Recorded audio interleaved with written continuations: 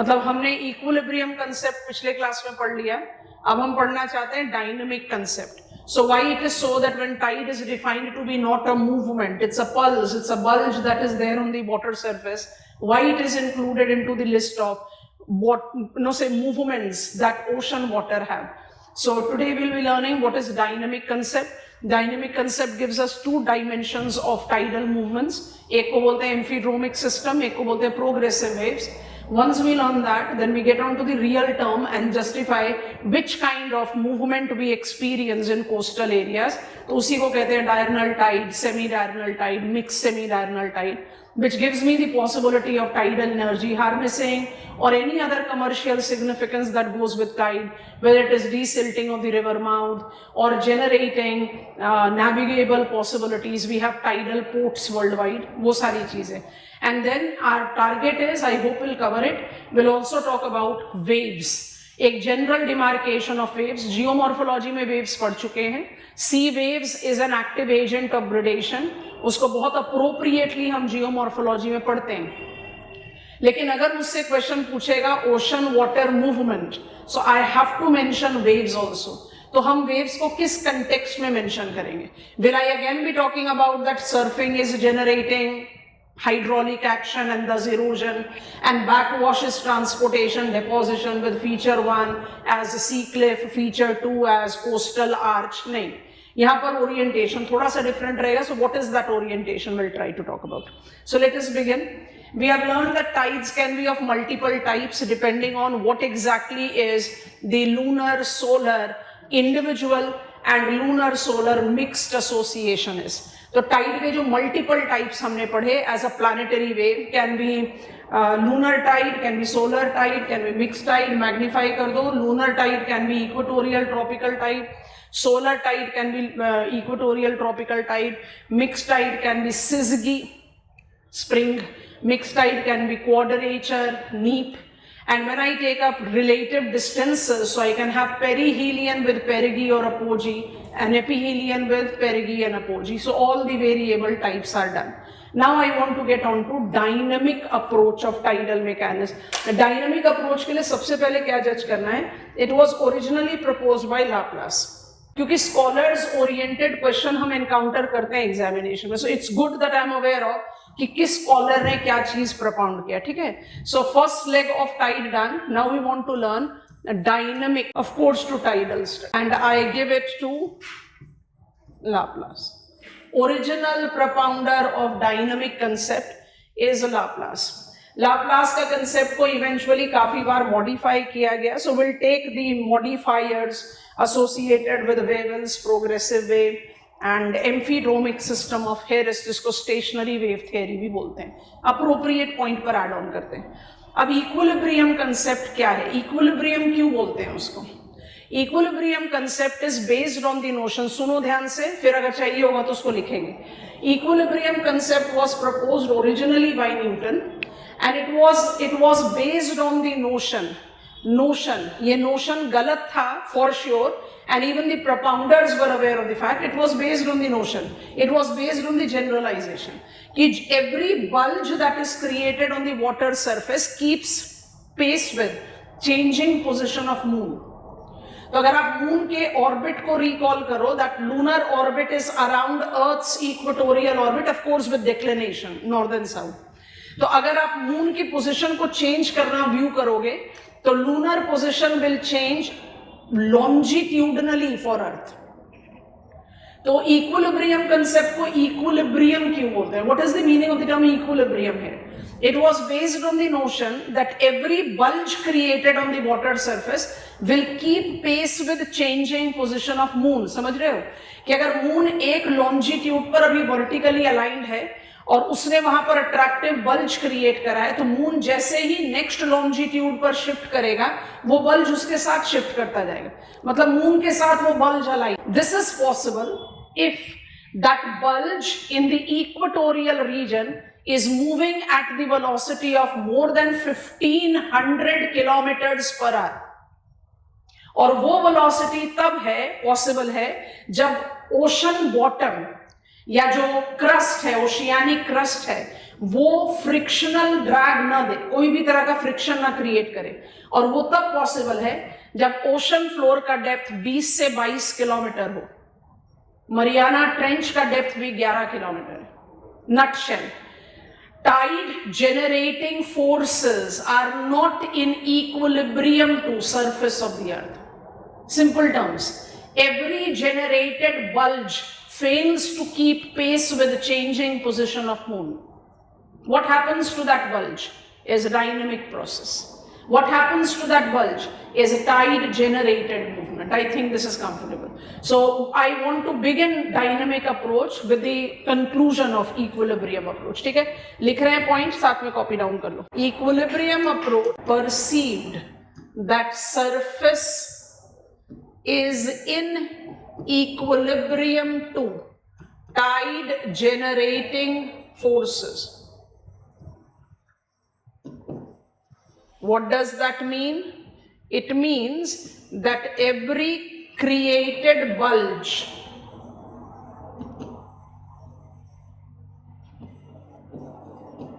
will keep pace with changing position of moon. Reality is, it is not. I don't have, the surface is not in the equilibrium to tide generating forces. Bulge created or pulse created fails to keep pace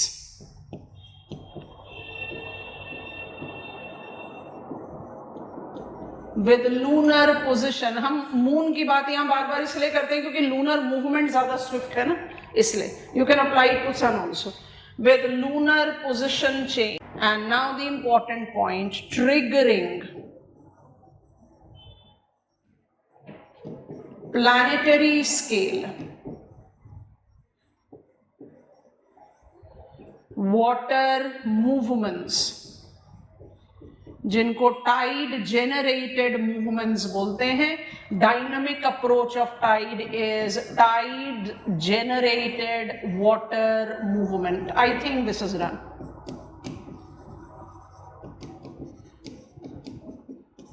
Bulge Y fails to keep pace with the changing position of moon because frictional drag रहेगा भाई। ये frictional drag बिल्कुल बहुत आराम से visualise किया जा सकता है, will restrict the possibility of bulge to keep pace with changing position of moon. अब इस बल्ज का होगा क्या, उसको विजुअलाइज करना है, और उसको विजुअलाइज करने के लिए मैप पर बेस स्टडी करेंगे। ये रेपिटेटिव मूवमेंट जनरेट करता है different parts of the water bodies में। लगभग सारे ओशियानिक बेसिन्स में हमें इसी तरह की मूवमेंट दिखती है। So we can apply it to be applicable to all. Atlantic ocean सबसे ज्यादा पढ़ा गया ओशन है, तो अटलांटिक ओशन के रेफरेंस में हम इसको जज कर सकते हैं। आप सब क्या करो, वर्ल्ड मैप अपने सामने खोलो। हम भी मैप के रेफरेंस में शुरू कर रहे हैं, बट उसके बाद हम डायग्राम बनाएंगे ताकि वो ओपन एंडेड डायग्राम हम सारे ओशंस पर अप्लाई कर सके। ठीक है, okay. What happens to the bulge that is created when I have understood that bulge will not keep pace with changing position of moon? तो बल्ज को विजुअलाइज करने के लिए या बल्ज जनरेटेड मूवमेंट को विजुअलाइज करने के लिए मान लीजिए कि हम अटलांटिक ओशन को पिकअप कर लें। एट रफली आप political map of world, physical map of world जहां पर भी हैं, आप रफ 20-30 डिग्रीज वेस्ट लॉन्जिट्यूड को पिकअप करो। हम रफली प्लेस कर रहे हैं इसको यहाँ। ये आपको लगभग डिमार्केट कर रहा है कहां पर, it is right there in Atlantic का सेंटर। मतलब कोई भी पानी यहां पर लैंड मास का बैरियर नहीं आ रहा। I hope you have noticed it. ये मेरा पोजीशन ऑफ इक्वेटर रफली जस्टिफाइड। क्या क्या प्रूफ करना चाह रहे हैं वो ध्यान से सुन लो, उसके बाद फिर जो पॉइंटर्स बनाएंगे वो हम बना सकते हैं। कोई भी लॉन्जिट्यूडनल वाटर एक साथ ही बल्ज होगा, क्योंकि लूनर पोजीशन जो है वो लॉन्जिट्यूड पर मच डिफाइंड है। आप बोलोगे नहीं डेक्लिनेशन भी तो है, तो moon is marking it's declination between 28.5 degrees north and 28.5 degree south. वो लॉजिक भी अप्लाई करो। मतलब आप ट्रॉपिकल लैटिट्यूड के बियॉन्ड, आप ट्रॉपिकल लैटिट्यूड के बियॉन्ड जो बल्ज ऑफ द वाटर है वो वीक ही पाओगे। लॉजिकल है ना? दोबारा से बोल रहे हैं, ध्यान से सुनो। In a given point in time, attractive bulge की वजह से एक लॉन्जिट्यूडनल वाटर बल्ज होगा। लॉन्जिट्यूडनल वाटर जो बल्ज हुआ, moon has change its position, वो बल्ज नहीं कीप पेस कर पाया मून के पोजीशन से, तो मून तो गया, मून को हटा दो। अब उस बल्ज के साथ क्या हो रहा है, उस बल्ज के साथ क्या हो रहा है, उसको विजुअलाइज करने के लिए कुछ बेसिक चीजें अपने दिमाग में शुरू में ही क्लियर कर लेते हैं।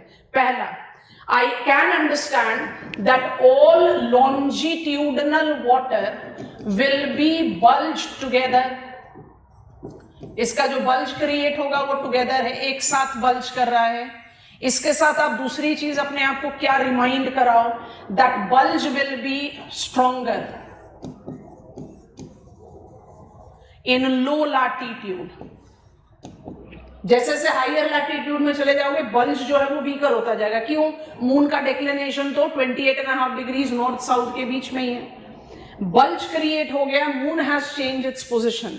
तो अब इसको किसके साथ अप्लाई करना है? अब इसको अप्लाई करना है with the reference of forces. बहुत ध्यान से सुनना और समझना।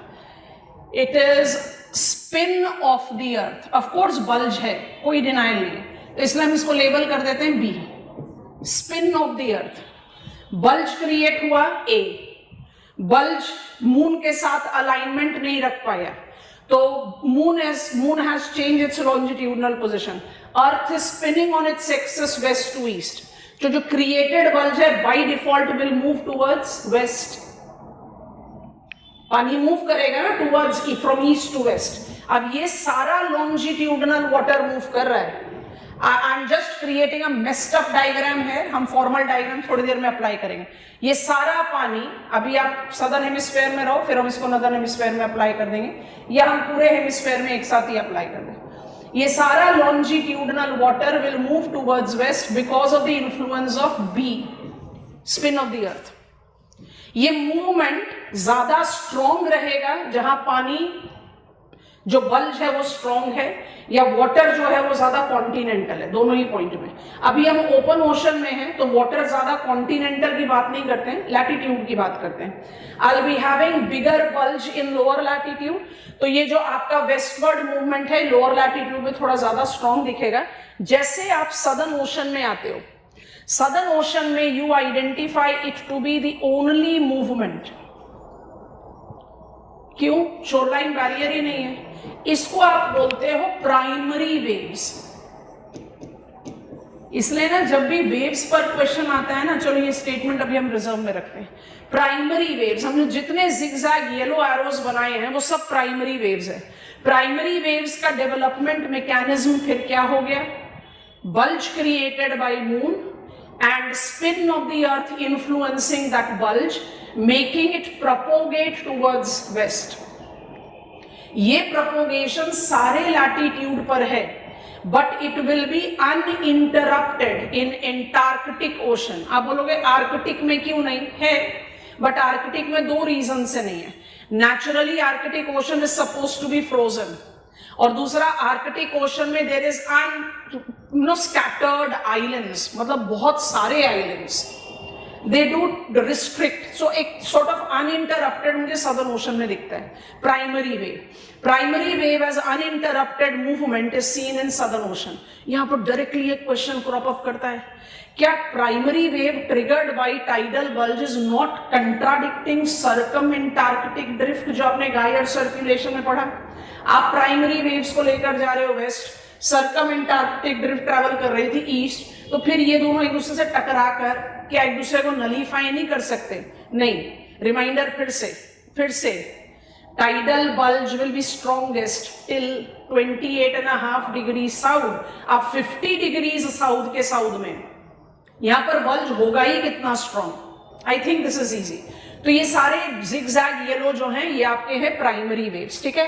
अच्छा, प्राइमरी वेव्स पर अब क्या एनकाउंटर होगा? सी, शोरलाइन बैरियर। ये सारी चीजें इसी सीक्वेंस में पकड़ोगे तो जिंदगी भर के लिए याद रहेगा, बहुत अच्छा क्वालिटी ऑफ आंसर क्रिएट करोगे। अब ये प्राइमरी वेव 1 खत्म हो गया काम। बाकी सारे प्राइमरी वेव्स को क्या एनकाउंटर होगा? शोरलाइन एनकाउंटर हुआ तो ये वेस्ट शोर पर पाइल अप होना शुरू हो जाएंगे। जैसे साउथ अमेरिका के शोर पर पाइल अप होने लग जाएंगे, नॉर्थ अमेरिका के शोर पर पाइल अप होने लग जाएंगे। जब पानी लगातार पाइल अप होगा तो बाय डिफॉल्ट रिटर्न बैक करेगा। जो रिटर्न बैक कर रहा है उसको बोलते हैं डिराइव्ड वेव्स। रिटर्न बैक करेगा उसको बोलते हैं डिराइव्ड वेव्स। आप डिराइव्ड वेव्स की कैरेक्टरिस्टिक्स को पकड़िए। Derived waves number 1 will be eastward moving. Derived waves will be faster moving. क्यों? वाटर पाइल अप हुआ तब तो मूव करा, इसीलिए derived waves will be influenced by Coriolis force. Faster propagation होगा तो stronger deflection होगा। अगर इसकी मूवमेंट, ऑफ कोर्स मेरे दिमाग में डाउट आता है कि भाई डिराइव्ड वेव अगर सीधा सीधा ऐसे जाएगा, माने एक लैटिट्यूड पर मूव करेगा, तब तो कोरियोलिस फोर्स नहीं लगता। But because it is piled up water that is returning back, तो when it is generating latitudinal पर व्यू ये डिफ्लेक्ट होगा। अब अप्लाई करो। Primary wave was propagating towards west, derived waves are propagating towards east, दोनों ही hemisphere में। Derived waves जो ईस्टवर्ड प्रोपोगेट कर रही हैं वो हायर वेलोसिटी में कर रही हैं, and that is the reason is influenced by Coriolis force. आपके प्रोग्रेसिव वेव्स जो जनरेट होंगे वो कैसे प्रोग्रेस करेंगे? टुवर्ड्स इक्वेटर, दोनों हेमिस्फेयर से towards equator. Come on, derived waves southern hemisphere I deflect towards left, northern hemisphere I deflect towards right.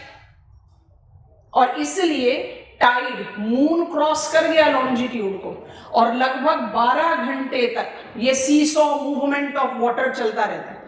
जब तक आपका प्रोग्रेसिव वेव इक्वेटोरियल बेल्ट पर पहुंचकर खत्म, डाई आउट होने लगे, तब तक 12 घंटे हो चुके हैं। 26 मिनट के बाद एक नया बल्ज क्रिएट होगा, एक नया मूवमेंट शुरू हो जाएगा। इसलिए tide generated movement is consistent, क्योंकि ये ओपन वाटर में ये पानी लैटिट्यूडनली प्रोग्रेस करता है, इसलिए हम इसको प्रोग्रेसिव वेव बोलते हैं। वेबल ने टर्म दिया, या आप इसको टाइडल करंट्स बोल सकते हो, because it is propagating big distance.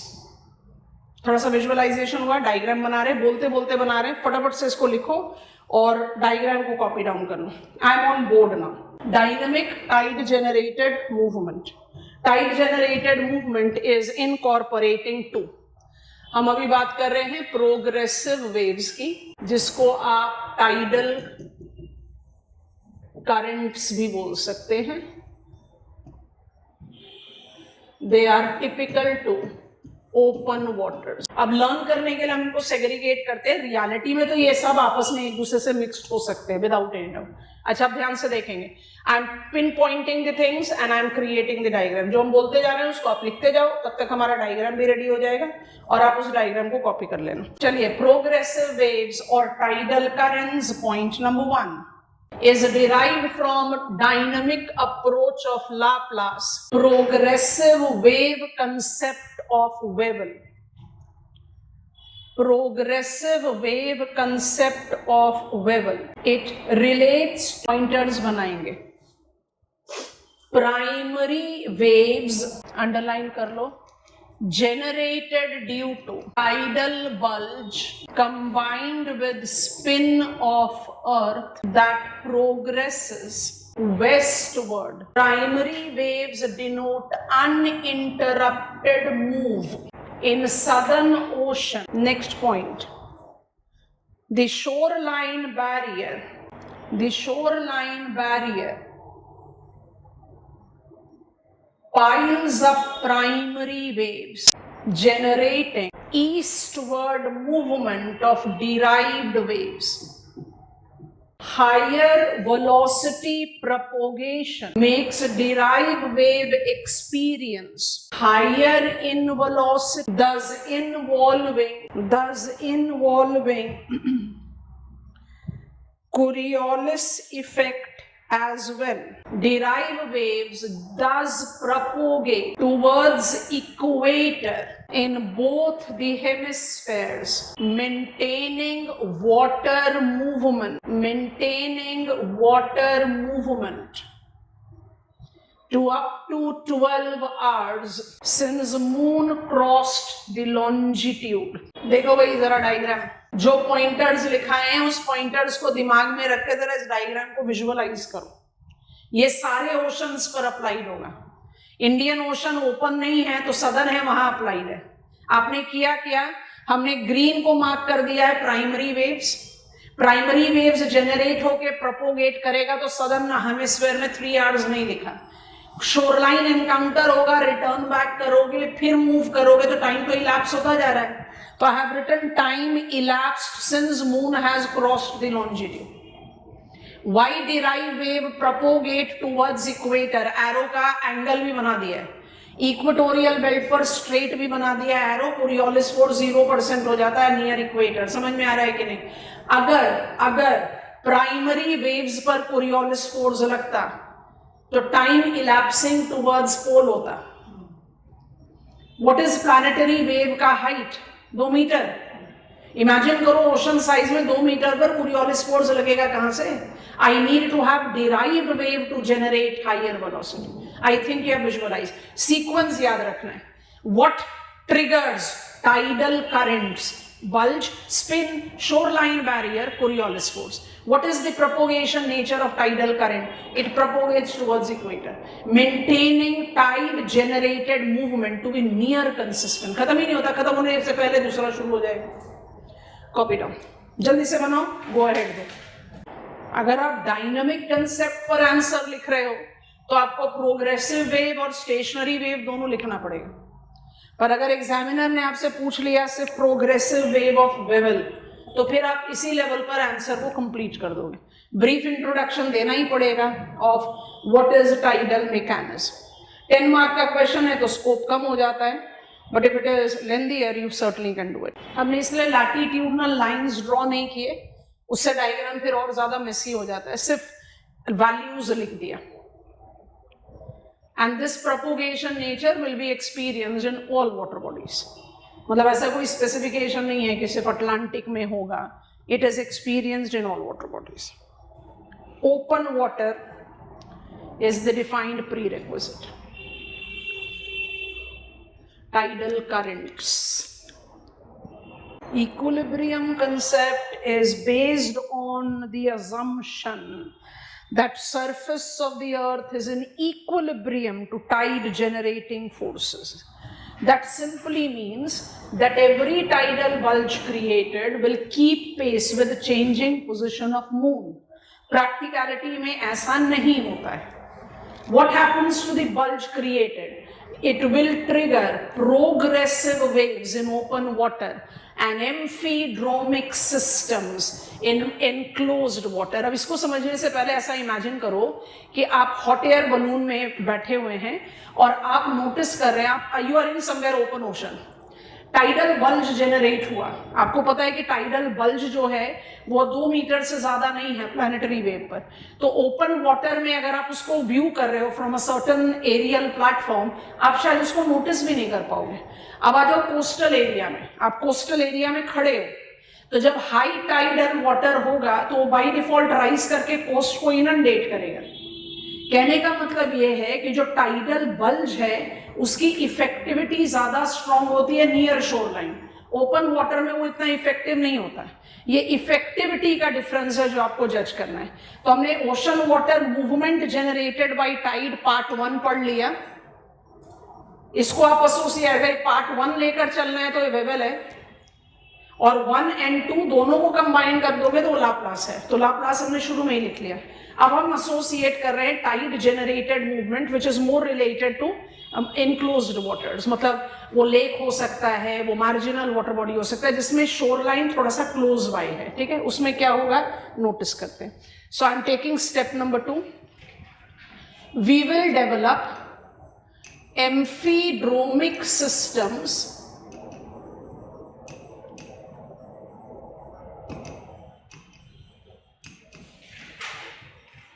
जिसको स्टैंडिंग वेव्स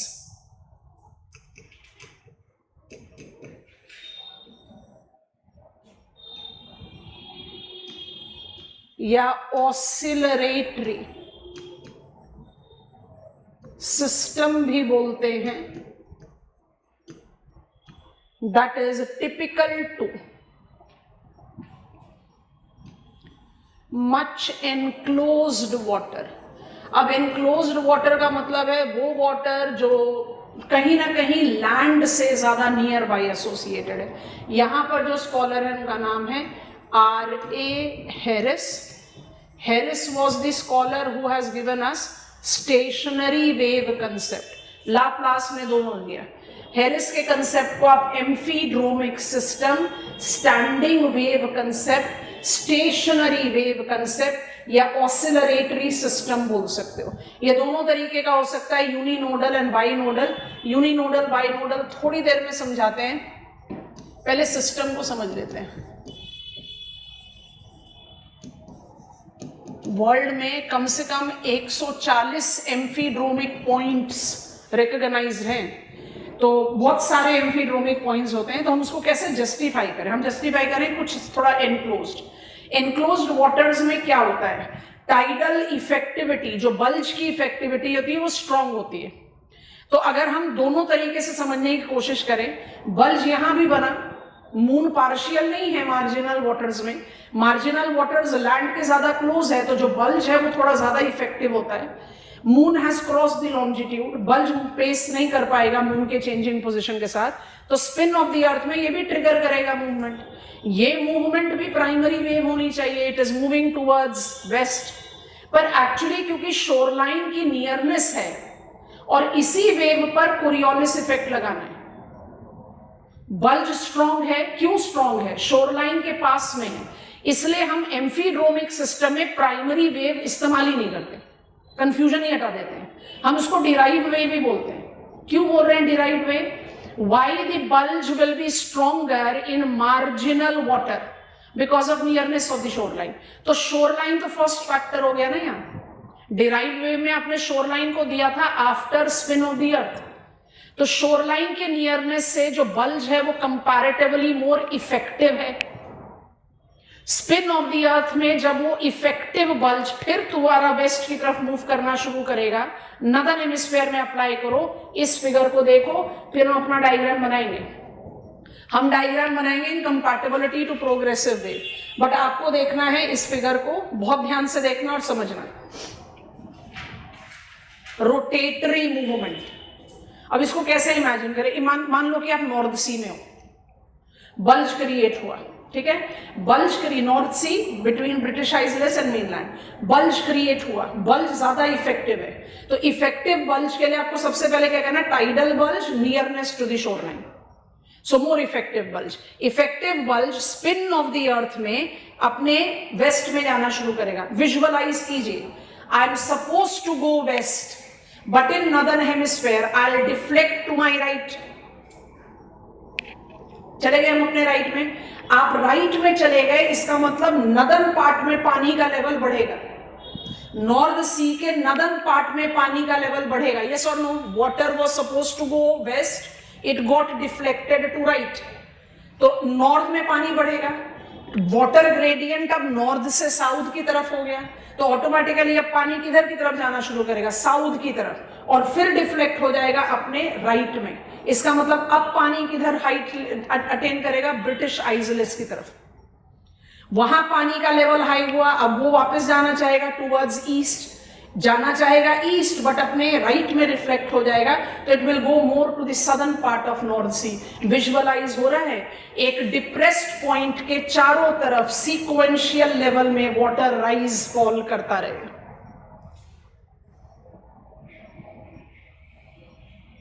ये डिप्रेस्ड पॉइंट को बोलते हैं एम्फीड्रोमिक पॉइंट, और ये जो सर्क्यूलेटरी मोशन है, विजुअलाइज करेंगे, circulatory motion is counter clockwise in northern hemisphere, has to be clockwise in southern hemisphere.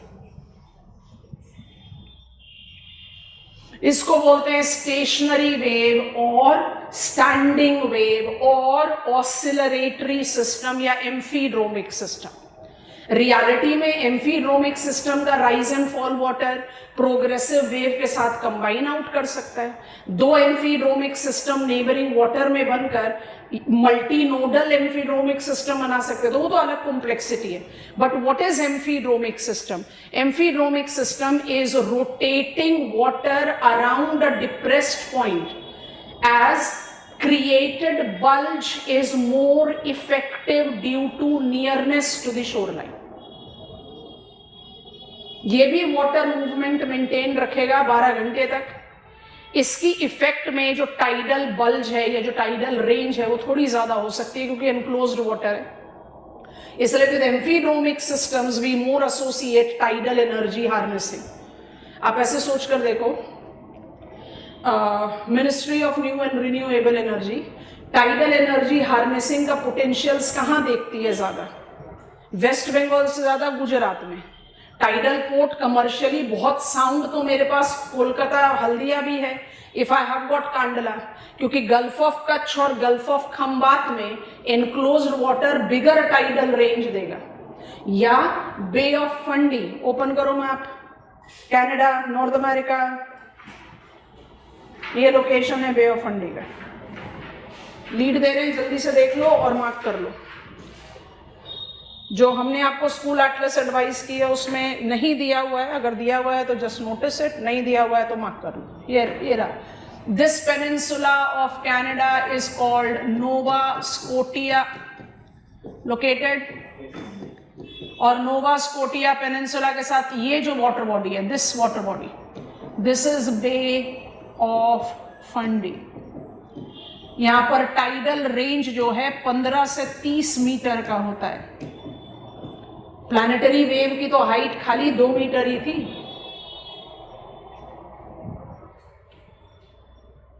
Nova Scotia peninsula, arrow mark कर दिया, नाम मार्क कर लीजिए।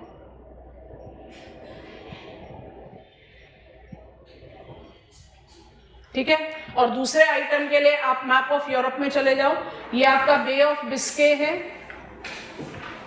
मैप में दिख ही रहा है तो इसको मार्क कर लेते हैं। बे ऑफ बिस्के है। अभी थोड़ी देर पहले नॉर्थ सी आपको विजुअलाइज करने के लिए बोला, ये नॉर्थ सी है, ये इंग्लिश चैनल है। Have you reach the position? This is English channel, है ना, ये इंग्लिश चैनल है। English channel narrow arm of water that separates two, actually definition में होना चाहिए narrow arm of water which connects two bigger water। आप उसको otherwise भी कह सकते हो, narrow arm of water which separates two landmass। ये वाला लोकेशन आपको पिकअप करना है, इसको बोलते हैं Dover strait. Have you located it? अगर मैप ऑफ यूरोप में नहीं दिख रहा तो मैप ऑफ ब्रिटिश आइसलैंड्स में चले जाओ।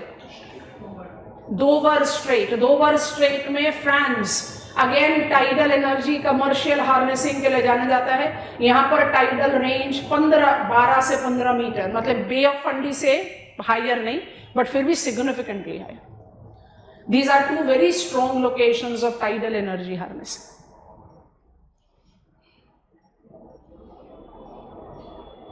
ठीक है, एम्फीड्रोमिक सिस्टम का डायग्राम कैसे बनाएं? अब हमने ये तो विजुअलाइज कर लिया कि इट लुक्स लाइक दिस। बंद कर दें इसको। हमने ये तो विजुअलाइज कर लिया कि it looks like this rotating, पर एग्जामिनेशन में ऐसा 3 डायमेंशनल डायग्राम बनाना थोड़ा मुश्किल काम है। And I want to draw it in compatibility to Whewell का प्रोग्रेसिव वेव। तो कैसा डायग्राम बनाएंगे? ऐसा बनाएंगे, ध्यान से देखेंगे एंड कॉपी डाउन करेंगे। विजुअलाइज हो गया क्या है एम्फीड्रोमिक सिस्टम। एम्फीड्रोमिक सिस्टम को आप नदन सदन दोनों हेमिस्फेयर में अप्लाई कर सकते हो। So let's draw amphidromic system. Amphidromic system के लिए ये मेरा बन गया equator. It is applied to marginal water bodies, enclosed water bodies, सब कुछ लिखा हुआ है तो दोबारा कुछ लिखने की जरूरत नहीं है। अप्लाई कैसे करेंगे ध्यान से नोटिस करना। एम्फीड्रोमिक पॉइंट्स,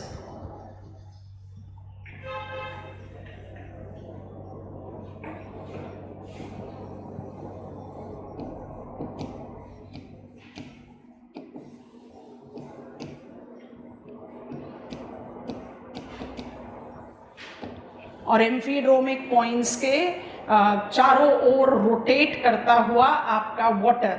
तो रोटेशन कैसे होगा? नदन हेमिस्फेयर में होना है क्लॉकवाइज। सो बहुत ध्यान से देखो, एक बिल्कुल जनरल रूल के हिसाब से डायग्राम बना रहे हैं।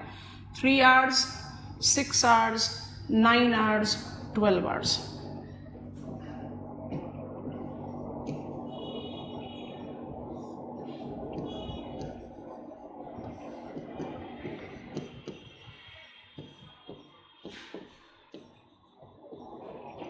समझ में आ गया? Rotating around a point, southern hemisphere में अप्लाई कर दो.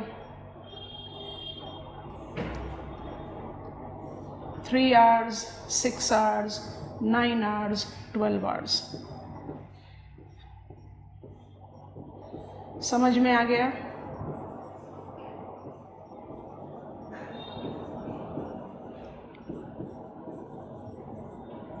Amphidromic, rotating, oscillating system maintains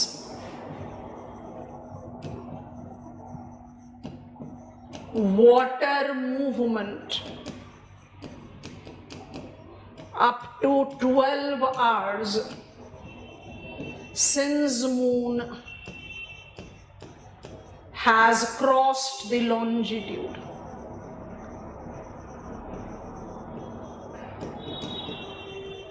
मतलब बात वही है, you will be having consistent movement of tide generated waves. यहां पर आप इसको waves बोल रहे हैं. I take reference of amphidromic systems. It can have both, दोनों possibility है, तो दोनों possibility को हम justify कर लेते हैं, highs and lows. Stationary waves दोनों तरीके की हो सकती है, यूनिनोडल भी हो सकती है, बाइनोडल भी हो सकती है. एक फैक्टर को आप हाईलाइट कर लीजिए, दूसरे को आप वीकर वर्जन में कर दीजिए, जैसे भी आपको इजी हो पिकअप करना. मल्टीनोडल या बाइनोडल को आप कैसे जस्टिफाई कर रहे हो? Neighbouring amphidromic system are oscillatory systems that can have uni और बाइनोडल कैरेक्टरिस्टिक्स. मल्टीनोडल भी हो सकते हैं प्रैक्टिकलिटी में. कुछ चीजें ना क्लैरिफाई होती ही नहीं है कभी लाइफ टाइम में. जैसे आप टेक्स्ट बुक, कोई भी स्टैंडर्ड टेक्स्ट बुक उठा के पढ़ते हो, आपको बस बोल दिया जाता है सब ट्रॉपिकल हाई है, सब पोलर लो है, बस बन गए वो. कैसे भी वो क्लैरिटी नहीं आती. आप एनसीईआरटी पढ़ो, आप सविंद्र सिंह पढ़ो, आपको नहीं दिखती वो क्लैरिटी. बिल्कुल वैसे ही जब आप जस्टिफाई करते हो the movement of ocean water, आप उसको कहीं ना कहीं से you just try to visualise it कि मोबिलिटी एसोसिएट हो गई with the reference of bulge not keeping pace with moon. लेकिन वो मोबिलिटी क्यों हुई, किस किस तरह की हुई, वो सारी चीजें बहुत क्लैरिटी के साथ होनी चाहिए. यहां पर हम प्राइमरी वेव्स लिखना अवॉइड करते हैं. इसका ये मतलब नहीं कि यहाँ प्राइमरी वेव्स जनरेट नहीं होती. हम कहते हैं प्राइमरी वेव्स वो होती हैं जो बल्ज और स्पिन के वजह से शुरू हुई. बल्ज पहले होगा, स्पिन बाद में होगा. लेकिन यहाँ हम प्राइमरी वेव्स क्यों अवॉइड करते हैं? Why stationary waves, standing wave, amphidromic system और oscillatory system, generally we avoid using the term primary wave. इसलिए भाई क्योंकि यहाँ पर जो प्राइमरी वेव्स है ना, वो शोरलाइन के नियरनेस की वजह से ऑलरेडी बड़ी फास्ट मूविंग है और उसी पर कोरियोलिस फोर्स लग रहा है. And that is the reason better expression is derived wave, ताकि हम इन दोनों के बीच की कंपैटिबिलिटी को जज कर पाए ना. डिराइव्ड वेव्स तो वही वेव्स है ना जो कोरियोलिस इफेक्ट की वजह से, शोरलाइन की वजह से प्रोपोगेट कर रही हैं. तो वही चीज तो आप यहां पर जस्टिफाई कर रहे हो. So I have learned sitting in lab कि जो equilibrium concept है that has given me understanding कि surface of the earth is in equilibrium to the tide generating forces. Reality, no they are not, because the bulge created will not keep pace with changing position of moon. So what will happen to that bulge? It will create consistent water movement. Laplace कहते हैं ये consistent water movement tide generated movement है, जो tidal currents और tidal waves दोनों हो सकते हैं. वेवेल ने इसको इवेंचुअली एनलार्ज करके प्रोग्रेसिव वेव या tidal currents which is applicable to open water बताया. ठीक है, where derived waves are propagating towards equator, time is elapsing towards equator as the waves are progressing. आप इसको टाइडल करंट्स भी बोल सकते हो because they are very large scale movement. And Harris ने हमें बता दिया स्टेशनरी और स्टैंडिंग वेव, जिसको आप बोलते हो एम्फीड्रोमिक सिस्टम. चलो ये तो क्लैरिटी आ गई. ये मेरी टाइड जेनरेटेड मूवमेंट है, डायनामिक कंसेप्ट है. अब हम रियल वर्ल्ड में जाएं, इसका आउटकम क्या है, how it reflects itself in real world. It reflects itself in real world as both progressive waves, लिख लो हमारे साथ, and एम्फीड्रोमिक सिस्टम. हम जानबूझ के इस टर्म को बार बार लिख रहे हैं ताकि आप लोगों के लिए ये आसान टर्म हो जाए. It will not remain an alien term for, 2-3 बार बता दिया, 2-3 बार लिखवा दिया. Amphidromic system, that is tidal waves, can combine in practical terms generating diurnal tides, semi-diurnal tides, mixed semi-diurnal tides. एक और चीज बाद में ऐड करते हैं, फिलहाल के लिए एक मैप पर आपको इसको बहुत क्लैरिटी के साथ एसोसिएशन देना है. लिख लिया फटाफट से definition of single line diagram. हम इसलिए जानबूझकर कोई फॉर्मल डायग्राम लेकर नहीं आए, डायग्राम आपको बनाकर बताएंगे, आपको बड़े आराम से समझ में आएगा. डायरनल 24 घंटे, diurnal tide will be associated with one high and one low water. One high and one low water that will be associated with diurnal tide, much incompatibility to tide generation mechanism. Semi-diurnal and mixed semi-diurnal tide क्या होगा, 2 high और 2 लो एक दिन में. Semi diurnal Tide दोनों high और दोनों लो एक ही एम्पलीट्यूड के, और मिक्स सेमी डायरनल टाइड दोनों डिफरेंट एम्पलीट्यूड के. तो आप कैसे जस्टिफाई करोगे, लिखते जाओ फिर डायग्राम ड्रॉ करते, मतलब लिखेंगे सामने डायग्राम ड्रॉ कर लेंगे. डायरनल टाइड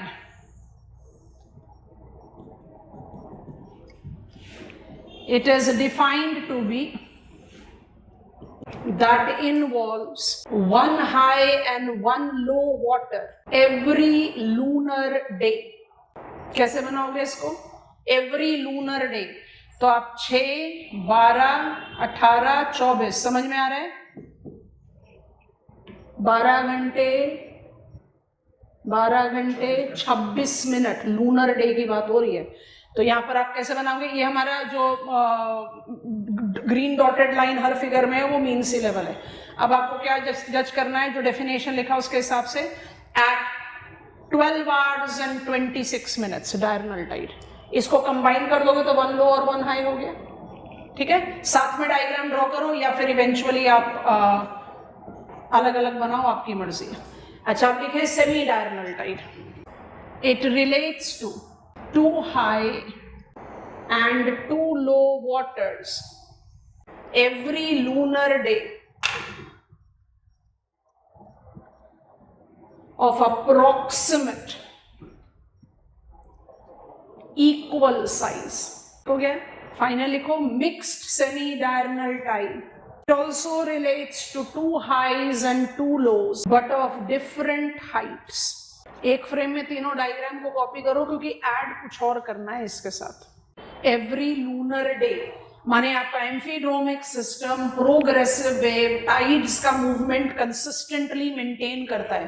तो हमें कोस्टल एरियाज में उसका क्या इंपैक्ट दिखाई दे रहा है, हर 6 घंटे में आपको वाटर का फ्लक्चुएशन लेवल दिख रहा है. तो बात क्लियर हो गई ना कि I will not be waiting. अच्छा, पहले मैप ओपन करें, ये हो गया डायग्राम. अब 2 मिनट के लिए मैप देखो, शुरू में भी यही वाला मैप दिखाया था, अब आपको ज्यादा अच्छे से समझ में आएगा. 2 मिनट के लिए इस मैप पर बैठो. एग्जामिनेशन में आप पूरा मैप ना भी बनाओ तो भी चलेगा. With the tidal studies done, हम लोगों ने जज आउट किया है कौन कौन से एरियाज में with the shore line, with the nature of tidal bulge, किस तरह के लूनर डे में टाइड्स एक्सपीरियंस किए जाते हैं. सेमी डायरनल टाइड ग्रीन को नोटिस करो, ध्यान से देखोगे, लगभग पूरे shore line of Atlantic ocean में दिखाई दे रहा है. लगभग पूरे मतलब अटलांटिक ओशन में सेमी डायरनल टाइड बड़ा कॉमन है. सेमी डायरनल टाइड का क्या मतलब है, 2 डिफरेंट लेवल के हाई, 2 डिफरेंट लेवल के लो हर 6 घंटे में. It gives you the possibility of bigger tidal range, consistent tidal movements in the coastal water. इसलिए अटलांटिक ओशन में you have got maximum of tidal energy harnessing and maximum of commercial, या maximum of commercial दूसरे reason से भी है. Atlantic ocean trade route सबसे पहले commercially sound trade route के तौर पर शुरू हुआ, but you are having that possibility. Notice करो मैप से, which are the locations on the map of world that are principally known for semi diurnal tide. दो तरीके से जस्टिफाई कर सकते हैं। मेरा हमेशा से एडवाइस है, major part of Atlantic ocean, exceptions को चाहो तो छोड़ दो, जैसे आप सेंट्रल अमेरिकन रीजन को छोड़ दे रहे हैं, या सदर्न पार्ट पर, ये भी थोड़ा सा ना छोटा सा इनअप्रोप्रिएट पॉइंट है, छोड़ सकते हो कि भाई ये बस ये छोटा सा पैच है जहां पर मिक्स टाइड के बारे में आप बात कर रहे हैं। तो you can take up semi-diurnal tide to equal highs and lows in Atlantic Ocean region, Arctic Ocean region. तो जहां आपने डायग्राम बनाया है ऑफ semi-diurnal tide, इस इमेज से वहां पर लिख लो which is the shoreline where I experience semi-diurnal tide, almost all Atlantic Ocean. दूसरी तरह से 2 मिनट के लिए रुको, टाइड्स पढ़ रहे हो तो ओशन के रेफरेंस में ही करना चाहिए, बट थोड़ा और आसान क्या होता है, ऑलमोस्ट ऑल अफ्रीका, ऐसे करके भी याद किया जा सकता है, पर हम लिखेंगे ओशन के पर्सपेक्टिव में। Almost all Atlantic ocean sufficient है, and Arctic ocean shoreline of Eurasia. फिर छोटे मोटे एरियाज हैं जो आप इवेंचुअली बाद में ऐड कर सकते हो, लिखें उधर डायग्राम के साथ लिख लें। Semi diurnal tide, equal levels of highs and lows, sustained water movement with appropriate tidal height, tidal energy harnessing and commercial utilization of tidal ports. जैसे एक बार मैप को देखो, सेमी डायरनल टाइड का लोकेशन आ गया। अब जंप करो mixed semi diurnal Tide की तरफ। Mixed is with red. अब रेड को आपने नोटिस कैसे करना है, ध्यान से देखो, significant part of Pacific, east Pacific में तो सिग्निफिकेंटली दिखाई दे रहा है, उसके बाद आप इसको एसोसिएट करेंगे माइनर एरिया से। सिग्निफिकेंट पार्ट ऑफ पैसिफिक जिसमें जापान भी आ रहा है, सिग्निफिकेंट पार्ट ऑफ पैसिफिक जिसमें आप पपुआ न्यू गिनिया को भी देख रहे हैं, and then significant part of the western Indian ocean region. Right it down with mixed semi diurnal tide. Significant part of Pacific along Americas, it is almost consistent, and then with shore of Japan, Papua New Guinea and Western Indian Ocean basin. India का waste shore line, Arabia का waste shore line, Africa का east shore line, क्योंकि ये दोनों ज्यादा prominently present है। अब हम देखते हैं डायरनल टाइड्स, 1 हाई 1 लो। इसके एरियाज छोटे छोटे हैं, छोटे एरियाज के कुछ एरियाज को पिकअप कर लो ताकि आसानी हो जाए। लिख लिया? अब देखो, पहले खुद से मैप पर देख लो। Diurnal tides incorporate Alaskan shore line, gulf of Mexico shore line, समझ में आ रहा है? ये आपका जावा सी का शोर लाइन है।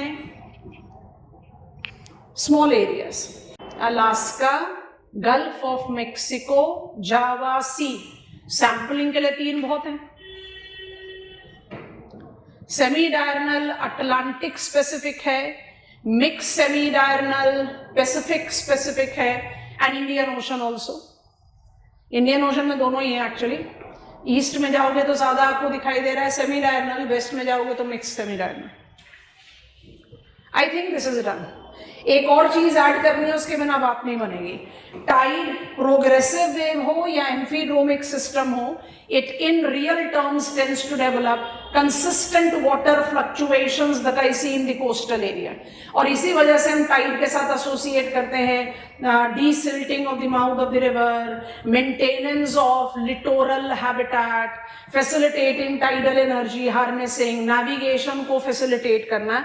पर टाइड के साथ एक प्रॉब्लम भी एसोसिएट की जाती है जो इसी कैटेगरी ऑफ टाइड के साथ आप रिलेट कर सकते हो और क्वेश्चन पूछा जा सकता है। So I just want to add that. इसी को श्रिंक कर देते हैं। Both progressive and amphidromic systems tends to generate these types of tidal movement. बिल्कुल सही, हमने समझ लिया। अब हमें क्या समझना है? अब हमें समझना है that it can also generate tidal boards. Tidal boards क्या होते हैं? आपको हमने जियोमॉर्फोलॉजी पढ़ाते समय एक टर्म, रादर 2 टर्म्स के साथ क्लैरिफिकेशन दिया था, क्रीक और एस्चुरी, अगर आपको याद आ रहा हो, है ना? आप उसी पॉइंट को रिकॉल करेंगे और ध्यान से सुनेंगे हम क्या कर रहे हैं। अगर हमने इसको इस तरह से अभी तक बनाया, जिसमें हम यहां लिख देते हैं this is land and this is sea, तो ये जो इनलेट ऑफ वाटर बना दिया इसको आप क्या बोलोगे? क्रीक बोलोगे। Creek is that inlet of water जिसमें कोई भी रिवर नहीं है ना। अब हम यहाँ पर ऐड कर देते हैं एक रिवर, ये मेरा एक रिवर का माउथ है, दिस इज माई रिवर, तो अब आप इसको क्या बोलोगे? Estuary. You actually need to imagine an estuary. इस एस्चुरी में क्या होगा? इस एस्चुरी में ये होगा कि जो रिवर है वो तो अपना पानी यहां डिस्चार्ज कर रही है, रिवर तो अपना पानी डिस्चार्ज कर रही है, लगातार कर रही है।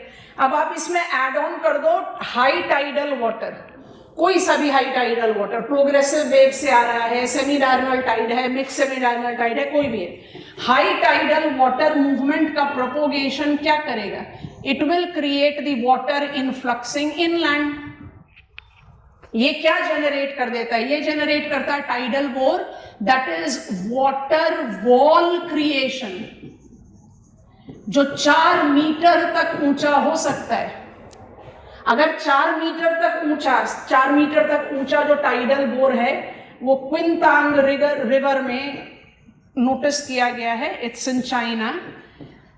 Tidal bore is very common to estuaries. Tidal bore में होगा क्या?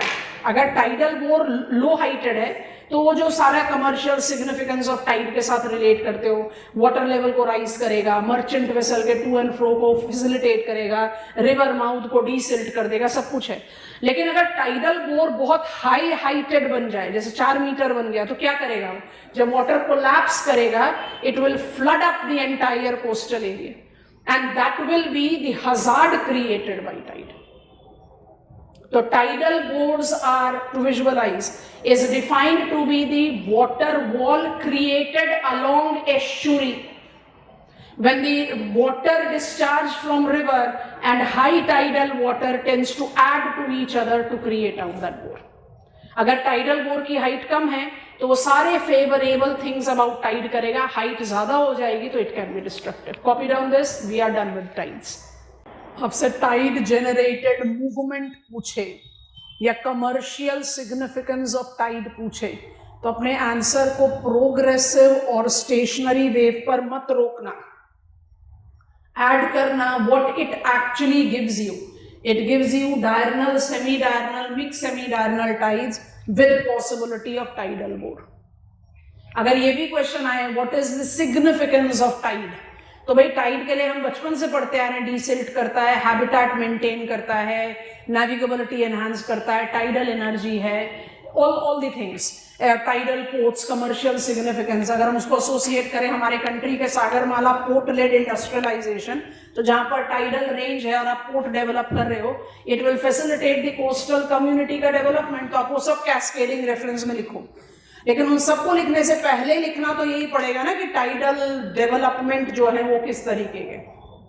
अगर 20 या 15 मार्कर क्वेश्चन है तो कंटेंट बिल्डिंग में ऐसे हेल्प करता है।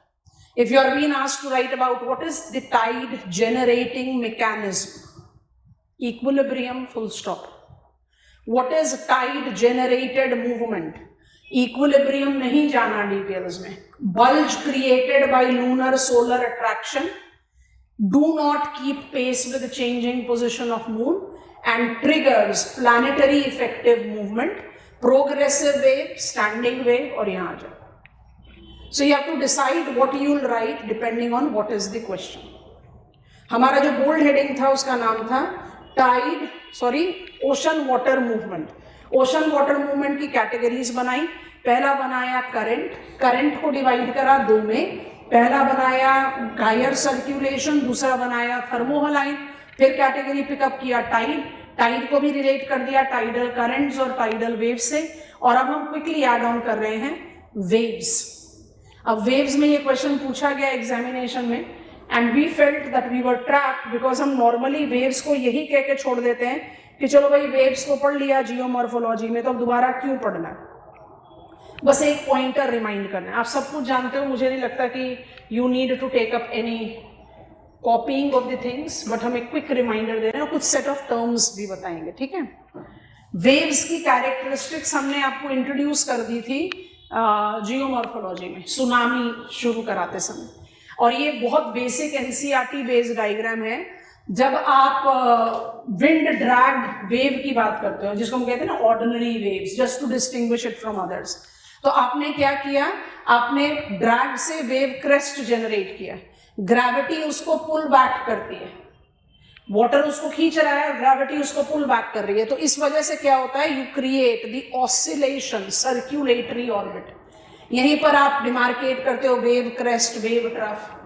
जैसे जैसे पानी का डेप्थ कम होता चला जाता है, जो ये सर्क्यूलेटरी ऑर्बिट है ये इंटरप्ट होता है, तो जो आपका वेव क्रेस्ट बन गया, वो ब्रेकर्स में कन्वर्ट होता है और वो क्रैश डाउन कर जाता है ऑन शोर। और क्रैश डाउन करता है तब it acts as agent of erosion, और उसका फिर वो बैकवॉश होता है। Swash, backwash, surfing, swashing, breaking and then backwash, ये आप बड़े आराम से जानते हो। तो हम इसके बारे में दोबारा बात क्यों कर रहे हैं, हम इसलिए बात कर रहे हैं क्योंकि with waves I associate destructive and constructive variations. और एग्जामिनेशन में क्या पूछा गया है, high energy coast and low energy coast. अब एग्जामिनर टर्म्स के साथ थोड़ा सा मैनिपुलेशन कर देता है, और क्योंकि हम फुली इन्फॉर्म्ड नहीं हैं, हमने अपनी टर्मिनोलॉजीज को, अपने टर्म्स को अच्छी तरह से पकड़ा नहीं है, तो हम फंस जाते हैं। अब आप खुद से सोचो, अगर विंड ड्रैग बड़ा स्ट्रांग हो, या आपने सुनामी जनरेटेड वेव क्रिएट किया, तो जो वेव हाइट होगी वो तो बहुत टॉल होगी। Taller wave height will create very strong surfing and swashing. वो किस तरह का वेव होगा, डिस्ट्रक्टिव, इरोजनल, उसको it associate with high energy coast. देखो, पहले डिस्ट्रक्टिव बताया हमने। डिस्ट्रक्टिव वेव कौन सी वेव होती हैं, जिनका वेव हाइट बहुत ज्यादा होता है। डिस्ट्रक्टिव वेव कौन सी वेव्स होंगी, जिनका वेव हाइट ज्यादा होगा। ये कौन सी वेव्स हो सकती हैं, हाई विंड वेलोसिटी से ड्रैग की गई, सुनामी से ड्रैग की गई, या हाई टाइडल बल्ज से ड्रैग की गई। यहीं पर एक स्टेटमेंट बनाते बनाते हम रुके थे। आपसे एक ओपन एंडेड क्वेश्चन पूछ रहा है, what is meant by waves, identify it's type.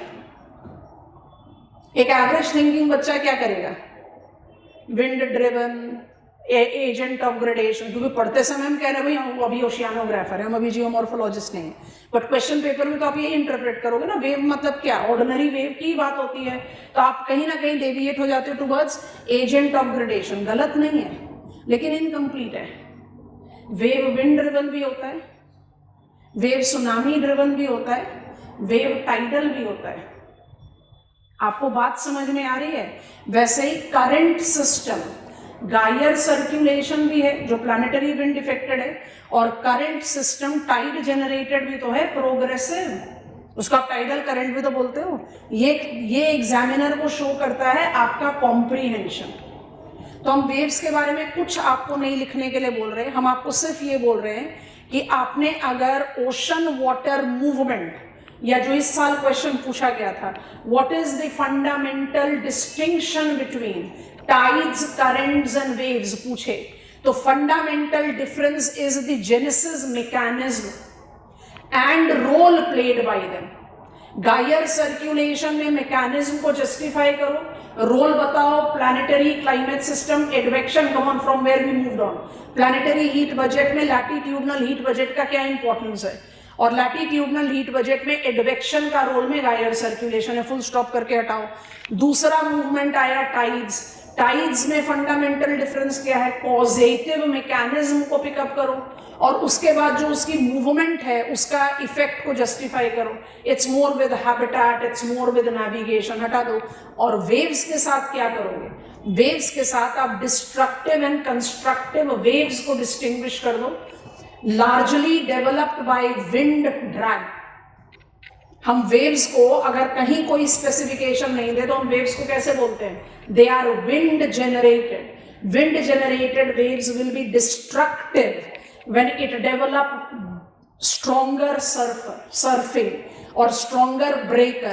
destructive waves erosion को डिपिक्ट करती हैं, destructive wave high energy coast को डिपिक्ट करती है। लिख लीजिए इसको बस अपने पॉइंटर के साथ में। Energy waves, destructive waves, destructive waves associate with high energy coast, short wavelength, higher height, ये सारी चीजें आप जानते हो, आप आराम से कंस्ट्रक्ट कर सकते। मतलब यहां पर आपका फोकस ऑफ आंसर राइटिंग में फीचर्स नहीं होगा, बस यही कहना चाह रहे। डिस्ट्रक्टिव वेव, अगर आपसे वेव का फंडामेंटल रीजन पूछे तो बोलो विंड ड्रैग, फिर बोलो it is categorised into two. एक होता है destructive wave which is more related to erosion because it is identified with taller height or amplitude which creates stronger breakers, and it associates itself with high energy coast. तो high energy coast में क्या होगा, cliffs मिलेंगे, coastal caves मिलेंगे, right? Okay, change कर दे image. और दूसरा हमारा क्या होता है राइट हियर, उसको हम बोलते हैं कंस्ट्रक्टिव वेव। कंस्ट्रक्टिव वेव कैसे वेव्स होते हैं, वो होते हैं low heighted waves. Low heighted waves weaker surfer बना सर्फिंग करेगा, वीकर सर्फिंग से क्या होगा, you will be having lesser erosional effect, long wave not tall wave. और constructive wave associate with low energy coast. और लो एनर्जी कोस्ट बेसिकली क्या होते हैं, मोर नोन फॉर डिपोजिशन। जो आपके बीचेस आपने पढ़े थे या आप वेव डिपॉजिटेड प्लेटफॉर्म बोलते हो, वो सब रिलेट करता है लो एनर्जी कोस्ट से। मेरे ख्याल से हम बहुत आराम से इसको समझ चुके। यहाँ पर अगर आपको अगर लिखना है एनर्जी कोस्ट के बारे में या वेव के बारे में, तो आप इससे ज्यादा और कुछ डन। एक फटाफट से रिमाइंडर दे रहे हैं, we are done with our second leg of oceanography, ocean water movement. क्या क्या पढ़ लिया ओशन वाटर मूवमेंट में? We have taken up the understanding of oceanic current systems, we have learned tidal mechanism with the tide generated movement, and we have got the second perspective of waves का answer writing. Wave as the movement, not as an agent. तो as a movement it's wind driven. पर हमेशा याद रखना, wind driven तब लिखोगे जब सबके बारे में लिख रहे हो। अगर सिर्फ open ended question on wave लिख रहे हो तो वेव के सारे फॉर्मेशन प्रोसेस के बारे में लिखो। तो वेव बनता है टाइड से भी, वेव बनता है सुनामी से भी, वेव बनता है ड्रैग ऑफ विंड से भी। इसलिए जब सुनामी पढ़ना शुरू किया तो हमने आपको एक टर्म दिया था, ऑर्डिनरी सी वेव। आइडियली जब भी हम सी वेव की बात करते हैं हम उसको किसके साथ एसोसिएट कर देते हैं, हम उसको एसोसिएट कर देते हैं विद, डन हो गया। चलो एक बड़ा सिंपल सा बफर सा टॉपिक है, उसको क्विकली यहाँ पर पिकअप कर लेते हैं और उसके बाद फिर जाएंगे इलैबोरेट टॉपिक, बल्कि topic of the syllabus, hypsometry curve. So we are quite swift, we have done with what we planned to. तो आगे ही बढ़ जाते हैं, अभी काफी समय है। So I take reference of आसान टॉपिक, जैसे आपको स्टडी प्लान में ही बताया था। जो बताते जा रहे हैं, लिखते जा रहे हैं, कॉपी डाउन करते जाओ। It's marine sediments. Basically marine sediments के डिस्ट्रीब्यूशन को बहुत क्रिस्टल क्लियर तौर पर समझने के लिए मुझे सबमरीन टोपोग्राफी की नॉलेज होनी चाहिए, पर हम सारी चीजों को तो एक साथ पढ़ सकते नहीं है। और सबमरीन टोपोग्राफी, अभी टाइड ऑलरेडी बहुत हेवी डोज आ गया हमारे लिए, तो हम उधर बर्डन पर जाना नहीं चाहते, तो हम थोड़ा सा आसान सा टॉपिक लेके पढ़ लें। जैसे सबमरीन टोपोग्राफी करेंगे, एक बार फटाफट से रिवाइज करवा देंगे कि इस तरह से आप डायग्राम बना सकते हो, या हम आपको डायग्राम बनाकर दे देंगे, आप उसको अभी साथ के साथ कॉपी भी कर लेना। मरीन सेडिमेंट और ओशियानिक डिपॉजिट्स, ये एक ऐसा टॉपिक है आपके सिलेबस का जिसको आपने बड़ी कॉशियसली अलग रखना है रिसोर्सेज से। अब क्यों रखना है, कैसे रखना है, जैसे जैसे आगे बढ़ेंगे बात चलती जाएगी। What are marine sediments or oceanic deposits? All is variable textured,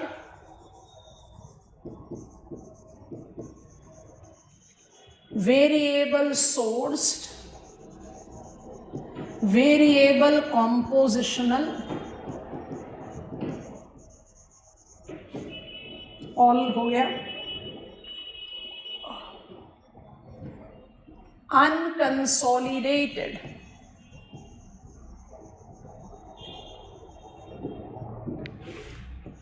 debris deposits, submarine platforms, अब ये जो प्लेटफॉर्म्स है ना, इसको जानने के लिए मुझे सबमरीन टोपोग्राफी की नॉलेज होनी चाहिए। तो ग्रेजुअली कुछ कुछ नॉलेज तो हम लोग सब रखते हैं, वो सफिशिएंट होगा टू आइडेंटिफाई मरीन सेडिमेंट।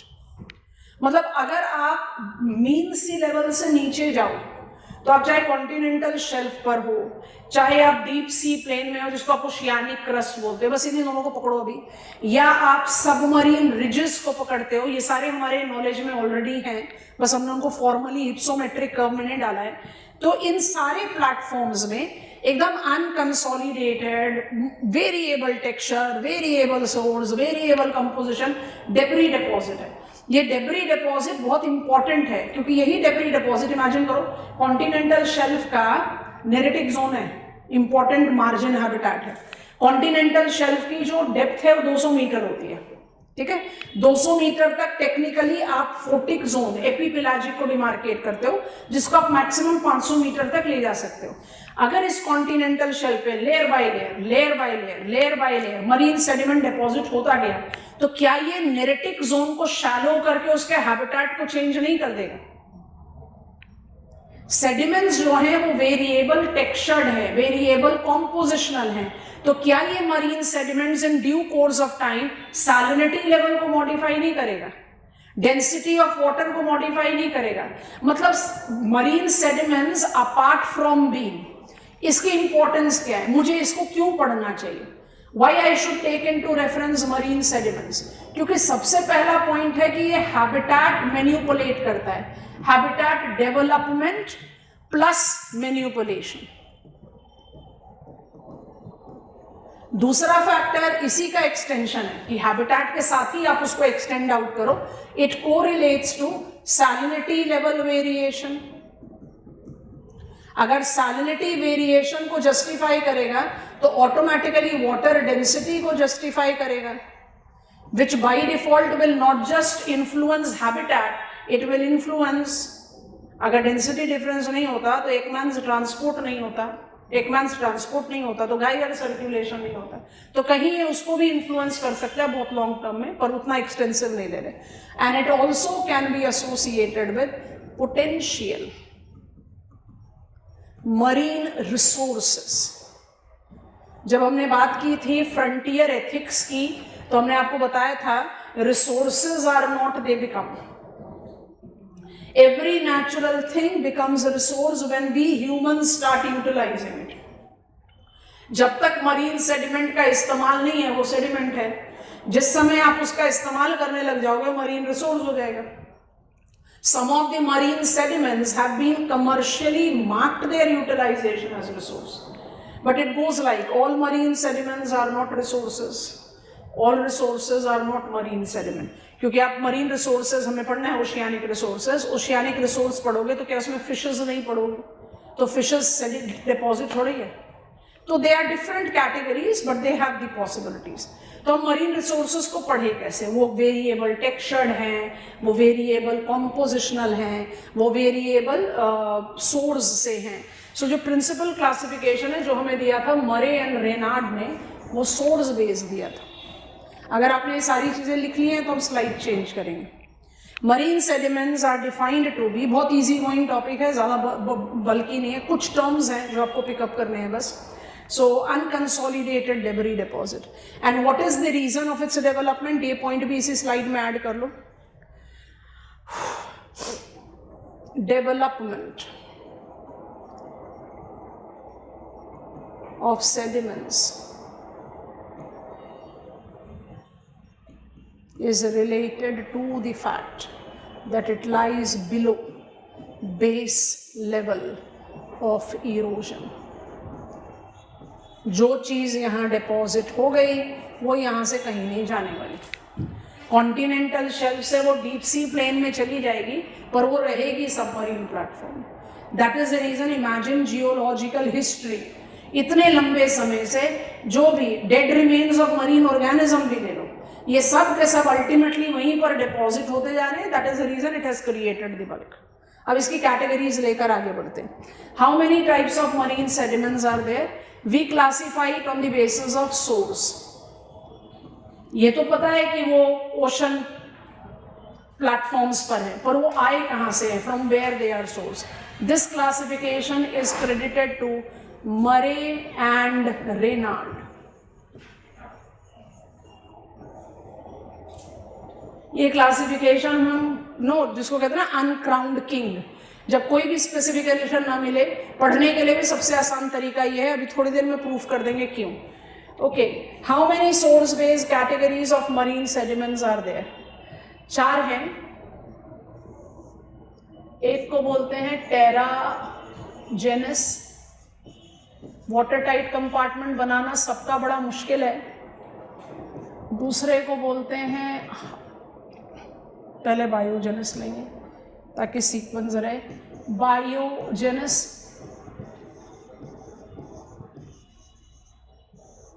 तीसरा है हाइड्रोजेनस,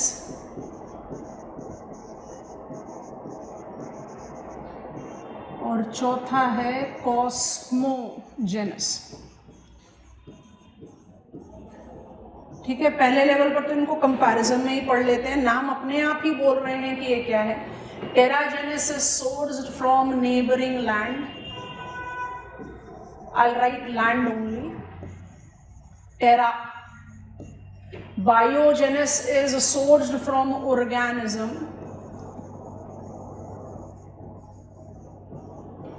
अब ऑर्गेनिक एक्सक्रीटा हो सकता है, डेड ऑर्गेनिक रिमेन्स हो सकता है. तो 2 मिनट के लिए यहीं पर ही रुकते हैं और सोचते हैं कि बायोजेनस को आप कह रहे हो सोर्स फ्रॉम ऑर्गेनिज्म, तो क्या मरीन सेडिमेंट में biogenous deposit land sourced dead remains of organism नहीं हो सकता? हो सकता है ना. आप रिवर को लो, यूनिवर्सल एजेंट ऑफ ग्रेडेशन है. अगर रिवर लैंड से मल्टीपल रॉक डेबरी को ले जाकर ओशन में डिपॉजिट कर रही है, which is the principal category of terrigenous marine sediment, तो रिवर क्या dead remains of humans, dead remains of plants, dead remains of animals को नहीं ट्रांसपोर्ट कर रही है, वो भी डिपॉजिट करेगी. तो बायोजेनस मरीन सेडिमेंट टेराजेनस भी हो सकता है, ओशियानिक भी हो सकता है. तो यहां पर आप क्लियर वाटर टाइट कंपार्टमेंट नहीं डेवलप कर सकते. Hydrogenous is sourced from water, मतलब water itself is the source of hydrogenous deposit. And cosmogenous is extra terrestrial.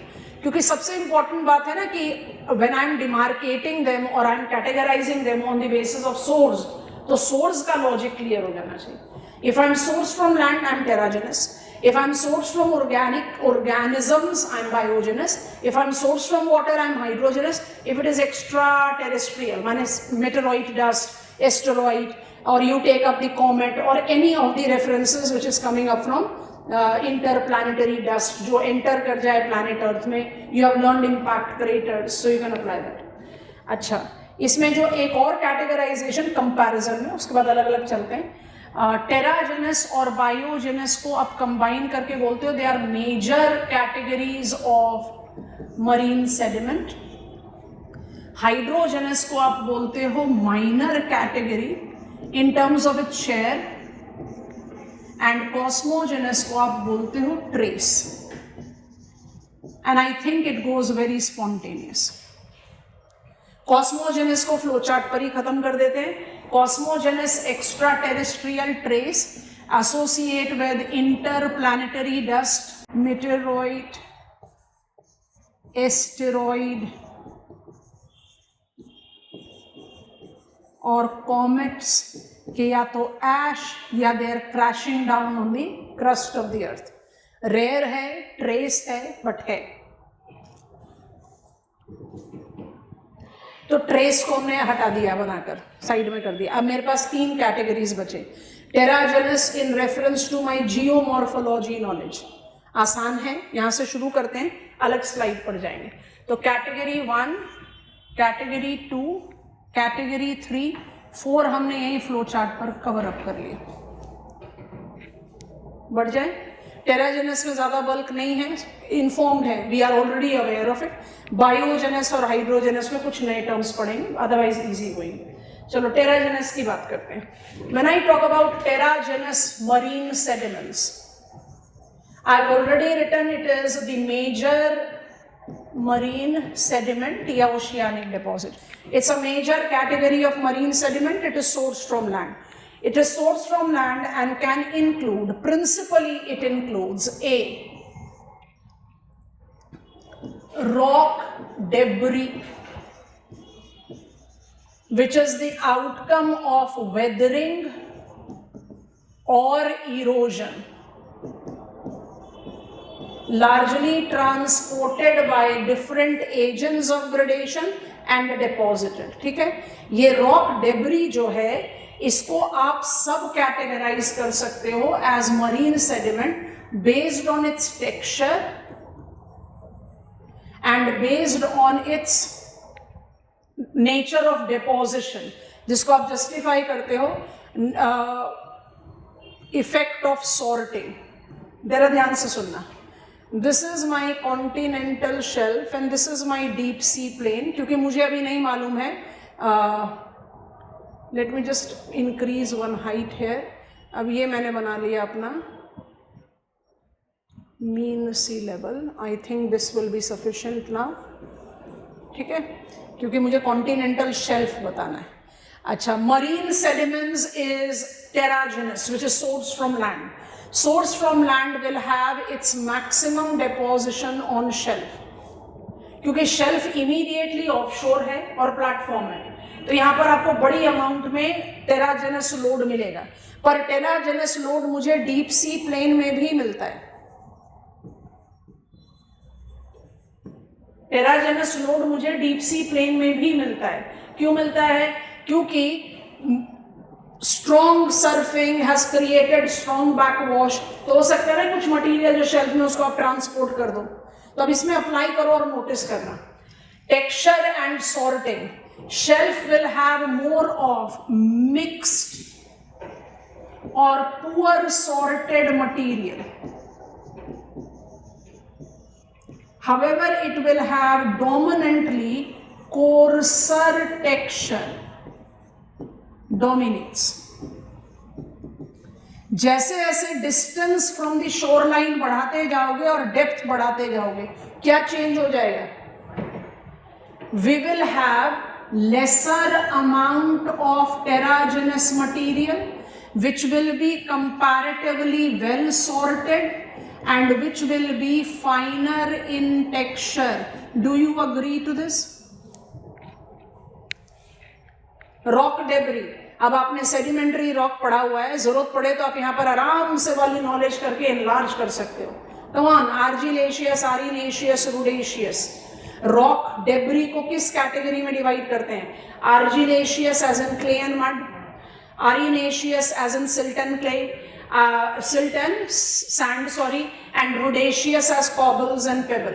जितना आप कॉन्टिनेंटल शेल्फ पर हो आपको रुडेशियस डोमिनेंट मिलेगा and then it will be poorly sorted. बीच को रिकॉल करो, very well sorted temporary deposit.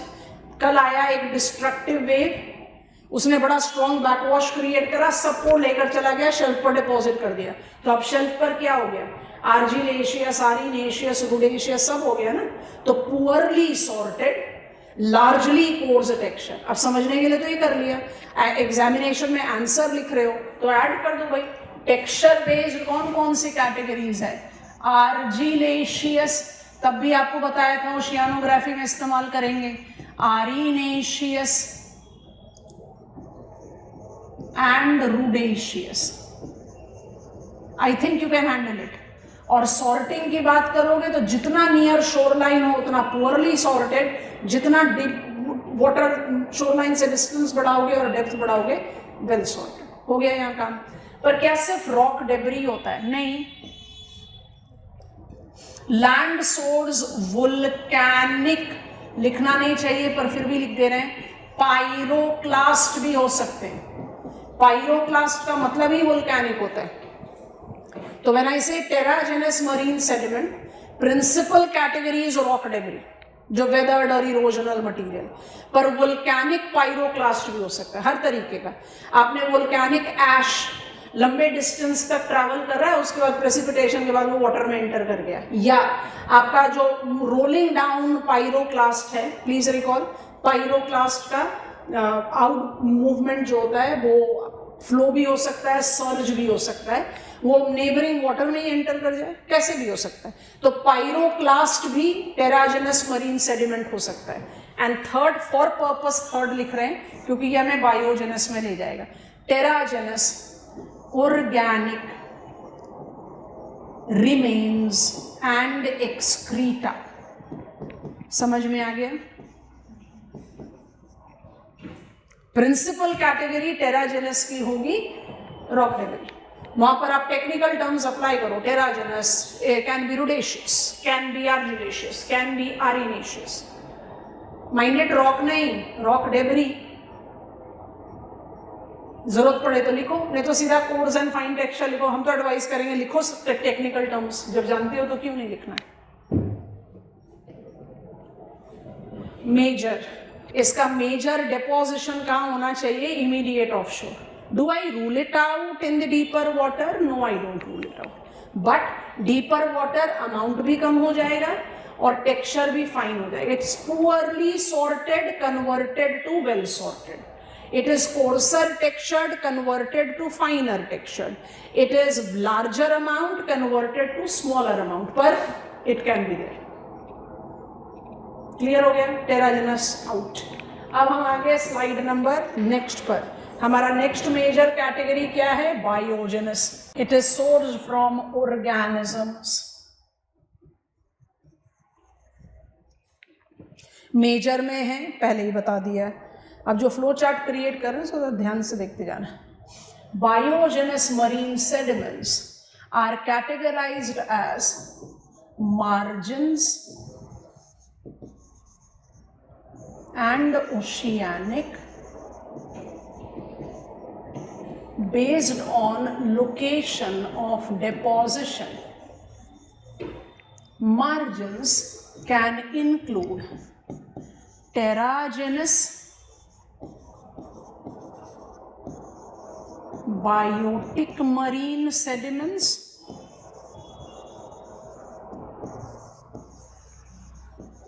जिसको आप इजीली इलाबोरेट आउट कर सकते हो। लैंड ऑर्गेनिजम्स के डेट्रीमेन्स या एक्सक्रीटा, तो मार्जिन्स पर ज्यादा होंगे वो। और इसके अलावा इट विल बी नेरेटिक,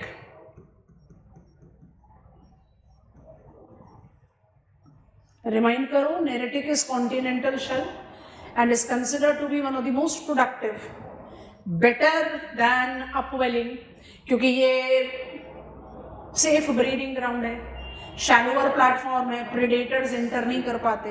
तो जो नेरेटिक ड्वेलर्स हैं उनके भी तो डेड रिमेन्स होंगे। तो नेरेटिक और टेराजेनस, इनको आप मार्जिन्स के साथ एसोसिएट करते हो as biogenous location. Neritic zone dwellers. Practicality में बड़ा मुश्किल होगा ये कहना कि जो डेड रिमेन्स है वो नेरेटिक ड्वेलर्स का है, क्योंकि वो मिक्स होगा। तो प्रीवियस लेवल को अप्लाई करो, जितना लैंड के पास में होंगे वो पुअरली सॉर्टेड है। तो पुअरली सॉर्टेड का क्या मतलब होगा?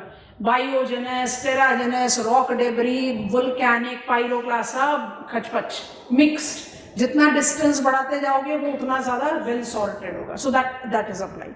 अब आ रहा है नया टर्म, कंसंट्रेट करना। एक्चुअली हमारे साथ लिखते जाओ, फिर हम समझा देंगे तो बड़े आराम से समझ जाएगा। Oceanic biogenous sediments are called ooze. ooze deposits, अलग क्वेश्चन कई बार पूछा जा चुका है। ओशियानिक को ooze बोलते हैं, सारे बायोजेनस को ooze नहीं बोलते, तो ये इंपॉर्टेंट। ooze deposits के कॉम्पोजिशन बेस पर दो कैटेगरीज हैं। एक को बोलते हैं कैलकेरियस ooze, आ गया फिर से सेडिमेंट्री रॉक का रिमाइंडर, पढ़ा था ना, non detrital, non clastic, composition based. एक को बोलते हैं कैलकेरियस ooze, एक को बोलते हैं सिलिसियस ooze। कैलकेरियस ooze और सिलिसियस ooze कॉम्पोजिशन बेस्ड नाम है, नाम अपने आप ही बता रहा है। Calcareous ooze is sourced by organisms. Calcareous ooze is sourced by organisms that have got more than 70% of their skeletal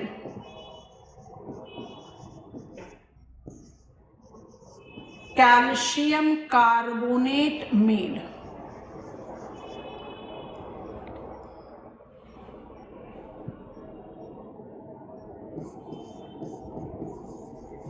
pteropod and Globigerina can be taken up as the examples of such calcareous या calcium carbonate skeleton made organisms. ठीक है, अब siliceous ooze का base तैयार करते हैं. Siliceous ooze is sourced by organisms that have got less than 30% of their skeleton made up of calcium carbonate. ज्यादा dominance इसमें सिलिका का हो. यहां पर आपके पास जो प्रिंसिपल एग्जाम्पल हैं वो हैं रेडियोलैरियन एंड डाइटम. डाइटम तो सुना होगा.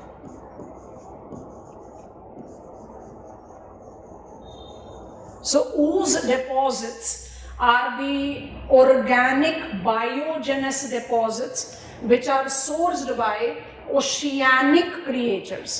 नाम जो हमने अपने रेफरेंस में नहीं लिया था विद बायोजोग्राफी वो हमने यहाँ ऐड कर दिया. We categorize the deposits into calcareous and siliceous based on their composition. So calcareous ooze को सोर्स करने वाले ऑर्गेनिज्म टेरोपोड और ग्लोबिगेरेना जैसे हैं और सिलिसियस को सोर्स करने वाले रेडियोलैरियन एंड डाइटम जैसे हैं. अब बहुत इंपॉर्टेंट स्टेप पर है, थोड़ा सा ध्यान से रखना. If I am a living organism I can be justified with a certain habitat कि भाई मैं as an living organism I need A+B+C to survive, that is my habitat. तो बहुत स्पेसिफाइड होता है. Living organism can be associated with a defined habitat. यहाँ आप living organisms की बात नहीं कर रहे, उनके डेड रिमेन्स की बात कर रहे हो. तो एज अनडेड, उसके बाद मेरा डेड रिमेन्स कहाँ जाएगा वो कोई भी कंट्रोल नहीं कर सकता, because it is something that can be transported to any distance. इस लॉजिक के साथ थोड़ा सा ध्यान से पकड़ना. Calcareous ooze is location specific. Remind yourself, we are not talking about habitat of pteropod and globigerina. We are talking about location of ooze, which is dead remains of organism. It is location specific, as it is completely absent below. लिखना 1000 चाहिए, फिर भी हम 1200 metre लिख रहे हैं. 1200 meters of depth, which is called calcium carbonate compensation depth.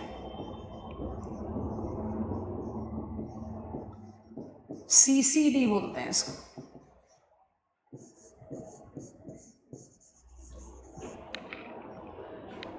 इसके comparison में लिख लो हमारे साथ, थोड़ा अपना दिमाग को प्रेशर डालना, कोशिश करना इसको एक्सप्लेन करने की. आप बड़े आराम से आंसर मुझे एक्सप्लेन कर सकते हो, थोड़ा सा रैशनल अप्लाई करना पड़ेगा. इसके कंपैरिजन में siliceous ooze is more omnipresent, पर इसका डोमिनेंस हम रिलेट करते हैं at the depth more than 1200 metres, क्योंकि more than 1200 metres that is below CCD. Calcareous ooze तो गायब हो जाता है ना,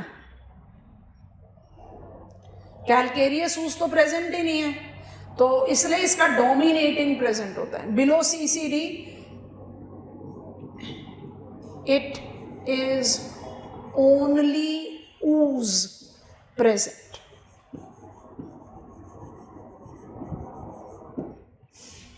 लिख लिया तो पेन ड्रॉप करो, सोचो थोड़ी देर और हमें बता दो कि आप क्या लॉजिक ले रहे हो. डेड रिमेन्स की बात करके आप इतना स्पेसिफिक लोकेशन कैसे बता सकते हो? सारी वो टाइप के लिविंग ऑर्गेनिजम्स है ना बेंथिक हैबिटेट के.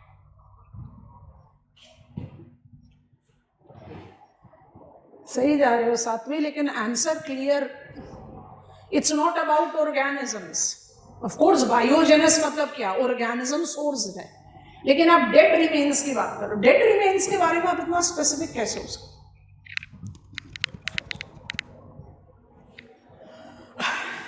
1200 मीटर्स हमें क्या याद कराता है? डिस्फोटिक जोन। क्योंकि हमने अपनी ज्योग्राफी को अप्लाई करके कहा कि भाई 1000 मीटर मत लो, 1200 ले लो, मैक्सिमम डेप्थ ले लो।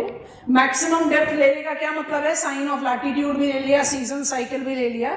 तो जो मेरा डिस्फोटिक जोन है, डिस्फोटिक जोन का दूसरा नाम बताओ? मेसोपेलाजिक।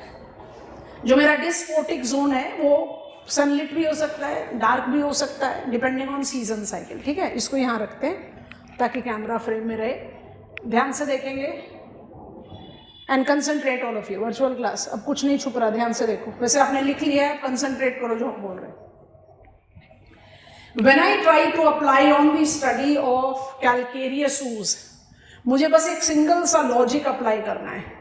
डिस्फोटिक जोन के डीपर एरियाज में, 1200 मीटर से ज्यादा डीप एरिया में कार्बन सिंक्स नहीं होते, फोटोसिंथेसिस नहीं होता, पेरीफाइट, मैक्रोफाइट, फाइटोप्लैंक्टन्स नहीं होते।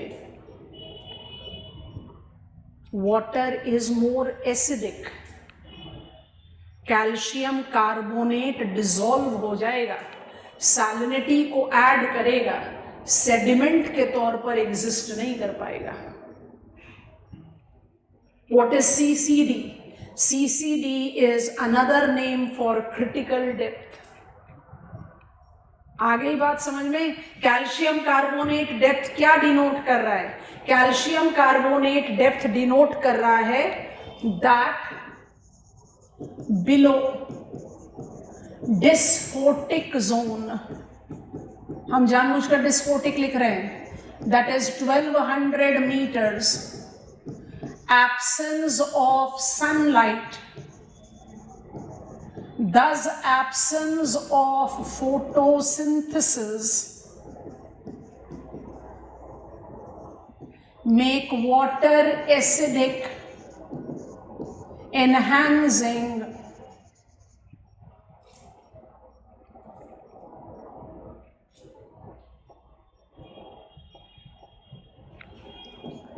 increasing carbonation, thus calcareous ooze dissolves। तो सेडिमेंट के तौर पर प्रेजेंट थोड़ी रह पाएगा, सैलिनिटी को ऐड करेगा, सेडिमेंट नहीं रहेगा। Below CCD water is acidic. क्यों है भाई? कभी सोच कर देखा है कार्बन कोरल ब्लीचिंग का इमीडिएट सोल्यूशन वर्ल्ड वाइड जो मोबिलाइज कर रहे हैं वो आर्टिफिशियल कोरल इम्प्लांटेशन क्यों है? क्योंकि भाई कोरल ब्लीचिंग का रीजन सी सरफेस टेम्परेचर इंक्रीज सबसे ज्यादा, हीट स्ट्रेस, उसके बाद है पोल्यूशन। आप किस समय जाकर वाटर टेम्परेचर को कंट्रोल करोगे? Impossible choice. पोल्यूशन को कैसे कंट्रोल करोगे, कैसे अवेट करोगे, समझ में नहीं, हमारे हाथ के बाहर की बात लग रही है इस समय। तो उससे हो क्या रहा है, जब कोरल ब्लीच हो रहा है तो एक habitat, photic tropical habitat destruct हो रहा है। एंड कोरल रीव्स प्रोवाइड करता है rain forest of aquatic habitat. आप बायोजियोग्राफी पढ़ चुके हो, सिंपली अप्लाई कर दो। अगर आप ट्रॉपिकल लैटिट्यूड में हो और दैट टू फोटिक जोन पर हो तो आप बायोडाइवर्सिटी हॉटस्पॉट तो हो ही है, biodiversity is higher in lower latitude, और आप हो फोटिक जोन में। तो अगर कोरल ब्लीचिंग होगा तो वो rain forest of marine ecosystem decay हो रहा है। तो जो लिटोरल्स हैं, जो पेरीफाइट है, जो मैक्रोफाइट है, जो फाइटोप्लैंक्टन्स है, वो खत्म होना शुरू हो जाएंगे। वो खत्म होना शुरू हो जाएंगे तो वाटर और एसिडिक हो जाएगा। एसिडिक होने के बाद क्या होगा? वो और बने हुए कोरल को, कोरल भी क्या है? कैल्शियम कार्बोनेट ही तो है, वो तो फोटिक जोन में भी एसिडिफिकेशन एनहांस कर देगा। तो आर्टिफिशियल इम्प्लांटेशन से कम आप विशियस साइकिल को कुछ समय के लिए हॉल्ट तो कर ही सकते। CCD को उस लॉजिक से अप्लाई करो। So calcium carbonate compensation depth is the reason कि कैल्केरियस ऊज मुझे 1200 मीटर के डेप्थ के बिलो नहीं मिलता। बड़ा मुश्किल है 1200 मीटर याद रखना, तो फोटिक जोन के नीचे नहीं मिलता। बेटर एक्सप्रेशन है कि डिस्फोटिक को भी ऐड करना है। क्योंकि जहां पर सनलाइट नहीं है वहां पर प्राइमरी प्रोडक्शन नहीं होगा और वाटर का level of being acidic higher होगा, कार्बोनेशन को एनहांस करेगा and it goes well. Ooze पूछेगा तो आपको मार्जिन्स बायोजेनस सेडिमेंट नहीं लिखने हैं, और बायोजेनस सेडिमेंट पूछेगा तो मार्जिन्स लिखना पड़ेगा। ऊज हमेशा ओशियानिक होता है। I think this is done. अब आ गए हम लास्ट लेवल पर, उसके बाद फिर रिक्लासिफिकेशन करेंगे आपकी मदद से। अब इसका नाम है हाइड्रोजेनस। हाइड्रोजेनस मरीन सेडिमेंट्स को ऑथीजेनिक बोलते हैं।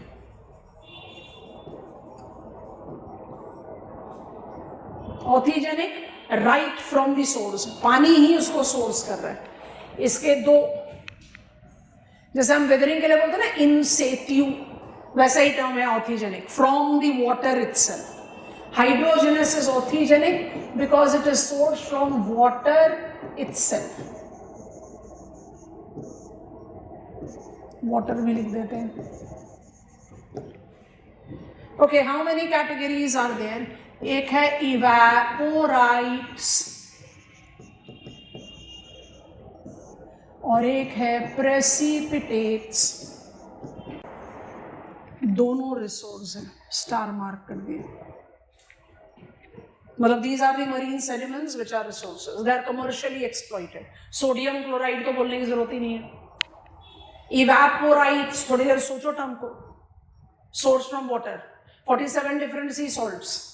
बट इवेपोराइट्स में किसका कंसंट्रेशन इतना स्ट्रॉन्ग है जिसको आप सबसे ज्यादा एक्सप्लॉइट कर रहे हो? Sodium chloride. तो इवेपोराइट्स क्यों बोल रहे हैं? वाटर इवेपोरेट होता जाएगा तो आपका कंसंट्रेशन बढ़ता जाएगा। एंड ऊलाइट्स क्या है? ऊलाइट्स है calcium carbonate nodules. Oolites, the calcium carbonate nodules, largely sourced from the skeletal remains of organisms of the shallower platforms. Deeper platform में तो वो dissolve हो जाएंगे। Calcium carbonate nodules, oolites को सीमेंट इंडस्ट्री के रॉ मटेरियल के तौर पर यूज किया जाता है। जैसे द्वारका का सीमेंट प्लांट है, it is based on skeleton, so ये oolites है। तो oolites are utilized as a resource. Precipitates, precipitates is at variable depth, largely in deeper locations. Variable माने आप डिफरेंट लेवल्स पर इसको ले सकते हो, बट इसका कंसंट्रेशन ज्यादा डीपर पर है, ये हमेशा शैलोअर पर रहेगा। ओके, इट इज प्रेसिपिटेशन का क्या मतलब होता है? Falling of moisture from the base of the cloud, drop करना, dropped by water. Polymetallic nodules, star mark, resource के तौर पर मोबिलाइजेशन शुरू हो चुका है। Will talk about marine resources. And red clay, red clay का बड़ा स्ट्रॉन्ग पोटेंशियल है रिसोर्स के लिए, पर अभी तक मोबिलाइज नहीं है, तो स्टार मार्क नहीं लिया। समझ में आ गया? इवेपोराइट्स, व्हेन वाटर इवेपोरेशन से कुछ कंसंट्रेशन में बच जाए। प्रेसिपिटेट, जब सस्पेंडेड मटेरियल क्लस्टर्ड होकर हेवी हो जाए या उसका क्वांटिटी बहुत ज्यादा हो जाए, पानी खुद ही उसको प्रेसिपिटेट कर दे। तो evaporites and precipitates are authigenic hydrogenous marine sediments. They are found at variable platforms, some of them are proven to be marine resources. अब डीप ब्रेथ लो, रिलैक्स, रिमाइंड करो। ये वाला कैटेगरी वाला फ्लो चार्ट खोल देते हैं जल्दी से। हो गया ये टॉपिक, बस अब रिविजन साइकिल में जाना है। आपको बता दिया था रिवीजन साइकिल में थोड़ा सा न्यू फ्रेम ऑफ क्लासिफिकेशन लेंगे, क्योंकि एग्जामिनर वो भी पूछ सकता है और पूछ चुका है। आई क्लासिफाई मरीन सेडिमेंट, अब है तो ये मरीन प्लेटफॉर्म में, पर इनका सोर्स अलग अलग हो सकता है। तो I classify it on the basis of from where it is source. तो terrigenous is source from land, उसके 3 कैटेगरीज हैं। सबसे मेजर है रॉक डेब्री, दूसरा है पाइरोक्लास्ट, तीसरा है ऑर्गेनिक रिमेन्स। दूसरा कैटेगरी है बायोजेनस। बायोजेनस के फिर से 2 कैटेगरीज हो गए। पहला कैटेगरी है जो मार्जिन्स पर डिपॉजिटेड है, दूसरा है जो ऊज है। ऊज के फिर 2 कैटेगरी हो गए, कैलकेरियस और सिलिसियस। कैलकेरियस लोकेशन स्पेसिफिक है, डिस्फोटिक जोन के नीचे बिल्कुल नहीं मिलेगा, और सिलिसियस ओमनी प्रेजेंट है। डिस्फोटिक के नीचे क्योंकि कैलकेरियस नहीं मिलता, इसलिए सिलिसियस का डोमिनेंस हाईलाइट किया जाता है। हाइड्रोजनस डिपॉजिट्स को ऑथीजेनिक बोलते हैं because it is sourced by water itself. Authigenic deposits जो है वो माइनर डिपॉजिट की कैटेगरी में आते हैं and are commercially more sound because इसका ज्यादातर कैटेगरी को हम कमर्शियली मोबिलाइज्ड रिसोर्सेज में ऐड कर चुके हैं। कौन से दो कैटेगरीज होती हैं ऑथीजेनिक की? एक होती है इवेपोराइट्स, एक होती है प्रेसिपिटेट्स। इवेपोराइट्स और प्रेसिपिटेट को 2 मिनट का थॉट प्रोसेस दोगे तो स्टिक हो गया, मतलब ही क्लियर हो गया इवेपोराइट्स और प्रेसिपिटेट क्या। एंड कॉस्मोजेनस ट्रेस, मेरे पास 10,000 किलोमीटर का प्रोटेक्टिव एटमॉस्फेयर है, rarest of the rare chance में इसकी एंट्री होगी, और एंट्री होती भी है तो लार्जली वो बर्न आउट कर जाता है एटमॉस्फेयर में, बड़े फाइन टेक्सचर में एंटर करेगा। तो it is there but it is very rare. तो ये मेरा सोर्स बेस्ड कैटेगरी हो गया। अब एग्जामिनर ने मुझे कंपल्शन दे दिया ना, लोकेशन बेस्ड कैटेगरी करो। ओशियानिक और मरीन सेडिमेंट्स को, अब आप बस ना मेरी मदद कर देना, उसके बाद ये फ्लो चार्ट कॉपी कर लेना। ओशियानिक और मरीन सेडिमेंट्स को अगर हम क्वेश्चन देखें प्रीवियस ईयर, सो मेरे पास क्वेश्चन जो कई बार पूछा गया है वो पूछा गया पेलाजिक डिपॉजिट। अब हमने तो मरीन सेडिमेंट्स को या ओशियानिक डिपॉजिट को टेराजेनस, बायोजेनस, हाइड्रोजेनस, कॉस्मोजेनस कर दिया। अब एग्जामिनर मुझसे पूछ रहा है पेलाजिक, तो करेंगे क्या फिर?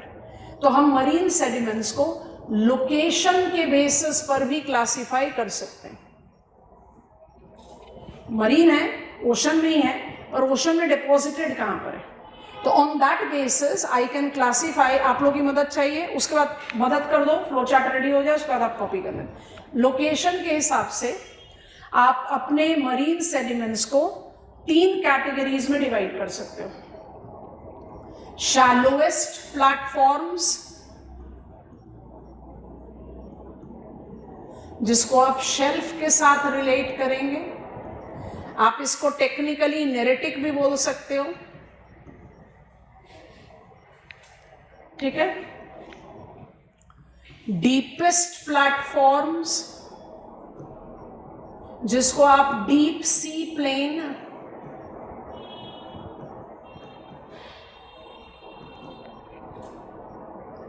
बेंथिक या ट्रेंचेस, फ्रैक्चर जोन, हेडल, तो आप इसको किस किस के साथ एसोसिएट कर सकते हो?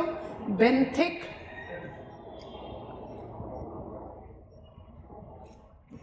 हमने इसलिए डीपेस्ट लिख दिया ताकि आप बेंथिक को बेंथिक हैबिटेट से मिस इंटरप्रेट नहीं करो, क्योंकि बेंथिक भी तो पेलाजिक के साथ रह नहीं जाता, हमने डीपेस्ट लिख दिया। तो बेंथिक और हेडल के साथ रिलेट आउट कर दो इसको, ये मेरे को सपोर्ट कर देता है लोकेशन को जज करने में।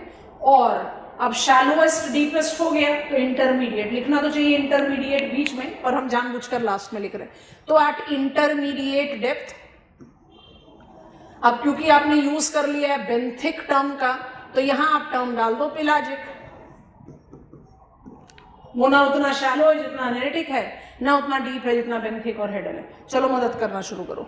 शैलोएस्ट कॉन्टिनेंटल शेल्फ में मुझे कौन कौन से मरीन सेडिमेंट्स मिल सकते हैं, जल्दी जल्दी बताओ।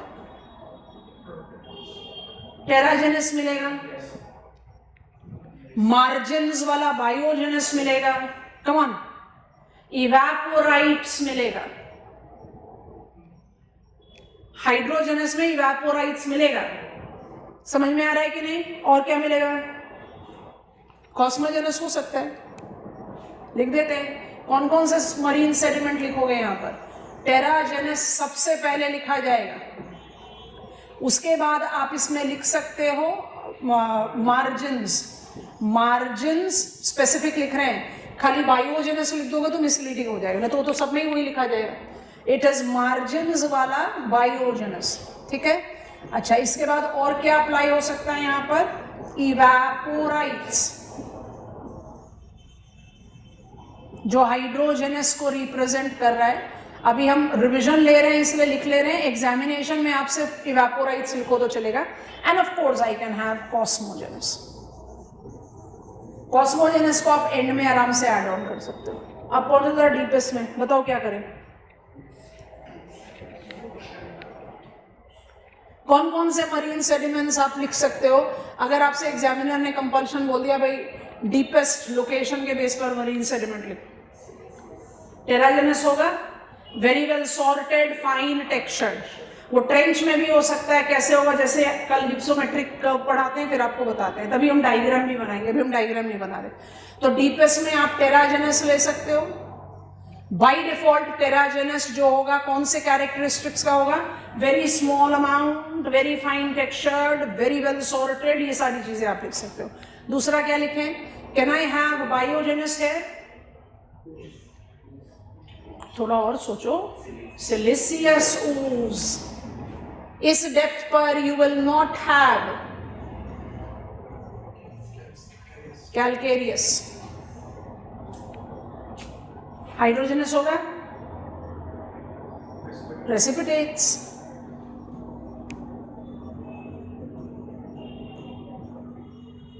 कौन सा क्लासिफिकेशन बेटर है आंसर लिखने का, जिस पर हमने लर्न किया? यहाँ तो रेपिटेशन आता रहेगा, ऊज वहां भी लिखो, फिर ऊज यहाँ भी लिखो, ऑथीजेनिक वहां भी लिखो, ऑथीजेनिक यहाँ भी लिखो। इसलिए source based category best frame है आंसर का, अगर एग्जामिनर कोई कंपल्शन नहीं दे रहा है। And of course you can take cosmogenous. Of the bottom, of the bottom, I can have it as margins, I can have it as ooze, I can have it as evaporites, precipitates, I can have it as cosmogenous। मतलब pelagic marine sediment, पहले तो prove करो pelagic होता क्या है। Pelagic is of the bottom. TNS diagram में हमने pelagic को सिर्फ एपीपेलाजिक के लिए कंसिडर किया था। यहां पर आप उसको, मतलब ये है ना, एज पर आर रिक्वायरमेंट वाला काम करते हैं हम लोग। तो when you try to take up the reference of their characteristics, आप इसको कैसे जस्टिफाई कर रहे हो? It includes all. क्यों? क्योंकि pelagic is of the bottom, epi, meso, bathy, abyssal, तो you are taking all of them. सारे मरीन सेडिमेंट्स आराम से अप्लाई होंगे पेलाजिक पर। तो पेलाजिक मरीन सेडिमेंट पूछे तो पेलाजिक को डिफाइन करिए और उसका सीधा सीधा रेफरेंस ले लीजिए, सोर्स बेस, आपका आंसर आपके कंट्रोल में रहेगा। एग्जामिनर कंपल्शन दे लोकेशन का, तब ये क्लासिफिकेशन करो, नहीं तो सोर्स बेस्ड क्लासिफिकेशन होना चाहिए। कॉपी डाउन कर लो जल्दी से। मरीन सेडिमेंट्स खत्म हो गया। एक डायग्राम जरूर बनना चाहिए, अभी शायद इतना क्लैरिटी नहीं देगा, बट फिर भी कोशिश तो की जा सकती है। I think you are comfortable with the categories, right? इसका एक डायग्राम बनाने का जो हिंट हमें देना है, वो हम हिंट क्रिएट करेंगे after introducing you to hypsometric curve. तो हमने एक पॉइंट अभी रिजर्व में रखा हुआ है, हम आपको अभी वहां लेकर नहीं जा रहे। हम कोशिश भी करेंगे तो हमें सिर्फ कंफ्यूज करेगा। So let us introduce ourselves to hypsometric curve, तो वो बड़े आराम से हो जाए। ये हो जाए तो हमें जरा गो अहेड देंगे। हमने आपको स्टडी प्लान में बताया था, it's a sweet simple buffer topic. Tide के बाद हिप्सोमेट्रिक कर्व पर पहुंचे। हिप्सोमेट्रिक कर्व हमने आपको स्टडी प्लान में नहीं दिया था। सबमरीन टोपोग्राफी, सबमरीन टोपोग्राफी में जब पहुंचोगे तो बल्क ऑफ इंफॉर्मेशन आ जाएगा, तो इन बिटवीन आराम से मैनेज हो जाता है। Is marine sediment. Marine sediment is unconsolidated, variable textured, variable structured compositional deposit that is there in the marine platform। इसके मल्टीपल सोर्स होते हैं, ये बहुत इंपॉर्टेंट होता है हैबिटेट के लिए, सैलिनिटी के लिए, डेंसिटी ऑफ वाटर के लिए, and of course resource potential के लिए। मरीन सेडिमेंट्स को हम प्रिंसिपली कैटेगराइज करते हैं on the basis of its source, terra, bio, hydro and cosmogenous. अच्छा, एक क्वेश्चन का आंसर दो। कैलकेरियस ooze लिखा, और जब आपने कैलकेरियस, क्योंकि हम अब आपको मैप वर्क करने ले जा रहे हैं, तो एक जरा सा ट्रिकी, थोड़ा सा और कॉम्प्रिहेंशन हो जाएगा स्टडी। मरीन सेडिमेंट्स रिसोर्सेज नहीं होते, हो सकते हैं, but they are not synonymous. तो all marine sediments are not resources, all resources are not marine sediment. तो उनको अलग अलग पढ़ने में ही समझदारी है, तो हम अलग अलग पढ़ रहे हैं। मेरा एक और सवाल आप लोगों से, हमने कैलकेरियस ooze एड ऑन किया मरीन सेडिमेंट्स में। कैलकेरियस कॉम्पोजिशनल स्टडी जब हम ले रहे थे सेडिमेंट्री रॉक का, तो हमने calcareous non clastic sedimentary rock में कोरल्स लिखा था। हमें कोरल्स पढ़ना है अभी अपने ओशियानोग्राफी में। What is your take? Why corals can not be written as calcareous ooze? Why corals are not the constituent of marine sediment? वो भी तो कैल्शियम कार्बोनेट मेड है। वो भी तो बायोजेनस है, तो वो क्यों नहीं है ऊज का पार्ट? जरा सोचो, हमने आपको कोरल रीफ नहीं पढ़ाया है, लेकिन why corals are not the constituent of biogenous calcareous ooze is my question. Corals are rock. इसका मतलब वो हो गए सीमेंटेड और कॉम्पैक्टेड। वो सेडिमेंट कैसे रहेंगे? यही पढ़ा था ना सेडिमेंट्री रॉक में। When sediments are subjected to cimentation and compaction at near diagenesis, याद आ रहा है ग्रेड ऑफ मेटामॉर्फिज्म, तो वो रॉक बनता है। रॉक बन जाएगा तो वो सेडिमेंट थोड़ी ना है। मरीन सेडिमेंट में कोरल्स क्यों नहीं आते? क्योंकि कोरल रॉक है। वो इतना सीमेंटेड एंड कॉम्पैक्टेड है कि लक्षद्वीप कोरल आइलैंड है जिसकी 2011 सेंसस के हिसाब से पॉपुलेशन डेंसिटी 2000 पर्सन्स पर स्क्वायर किलोमीटर है। इतने डेंस ह्यूमन पॉपुलेशन को सपोर्ट कर रहा है। क्यों? क्योंकि वो सीमेंटेड कंसोलिडेटेड रॉक है, सेडिमेंट नहीं है। इसलिए कोरल सेडिमेंट में नहीं आए। वो वही रिमाइंडर है कि all sediments are not rocks but sedimentary rocks are formed from sediments. ठीक है, we are done with this. I will be talking about submarine topography, ocean bottom relief. ये दो टर्म तो हमने स्टडी प्लान में भी लिखा था, सिलेबस में हमारा सिर्फ ओशन बॉटम रिलीफ लिखा हुआ है। And then we add 2 more terms that are applied to it. आज हमने काफी इस्तेमाल कर दिया उस टर्म का, हिप्सोमेट्री कर्व एंड बैथीमेट्री, क्योंकि बैथीमेट्री में we have to talk about acoustic study, जिस पर भी क्वेश्चन पूछा जा चुका है। So I advise all of you, पहले तो एक बार वो एम्फीड्रोमिक सिस्टम और प्रोग्रेसिव वेव को सिंसियरली रीड कर लेना। उसके बाद एनसीईआरटी में जो ओशन बॉटम टोपोग्राफी का एक चैप्टर है, छोटा सा है, एक बार फटाफट से उसको रीडिंग ले लेना। यू विल नॉट फाइंड, बल्कि है, बहुत सारे नाम आ रहे हैं और आप खुद ही जज करोगे कि नाम याद नहीं है तो मेरे पास लिखने के लिए कुछ बचता नहीं। अगर एग्जामिनर ने मुझसे पूछ लिया ocean bottom topography of Atlantic ocean, तो आप बेसिक इंट्रोडक्शन के बाद नाम के बेसिस पर ही तो कंटेंट क्रिएट करोगे ना, तो बल्क आ जाता है। जो फर्स्ट पार्ट है वो टेक्निकल है, जो somewhere will be application of what we have learned as tectonics in geomorphology, पर अपने आप में यूनिक है, तो पूरी नॉलेज ऑफ टेक्टोनिक नहीं भी है तो भी हैंडल हो जाता है। I am done for today. Thursday को आपका टेस्ट है, क्लास भी होगी, तो छुट्टी नहीं है कि आप लोग छुट्टी बनाने लग जाओ, क्लास के बाद टेस्ट देंगे। ठीक है, चलिए bye bye. I hope it was an enriching session. Good night.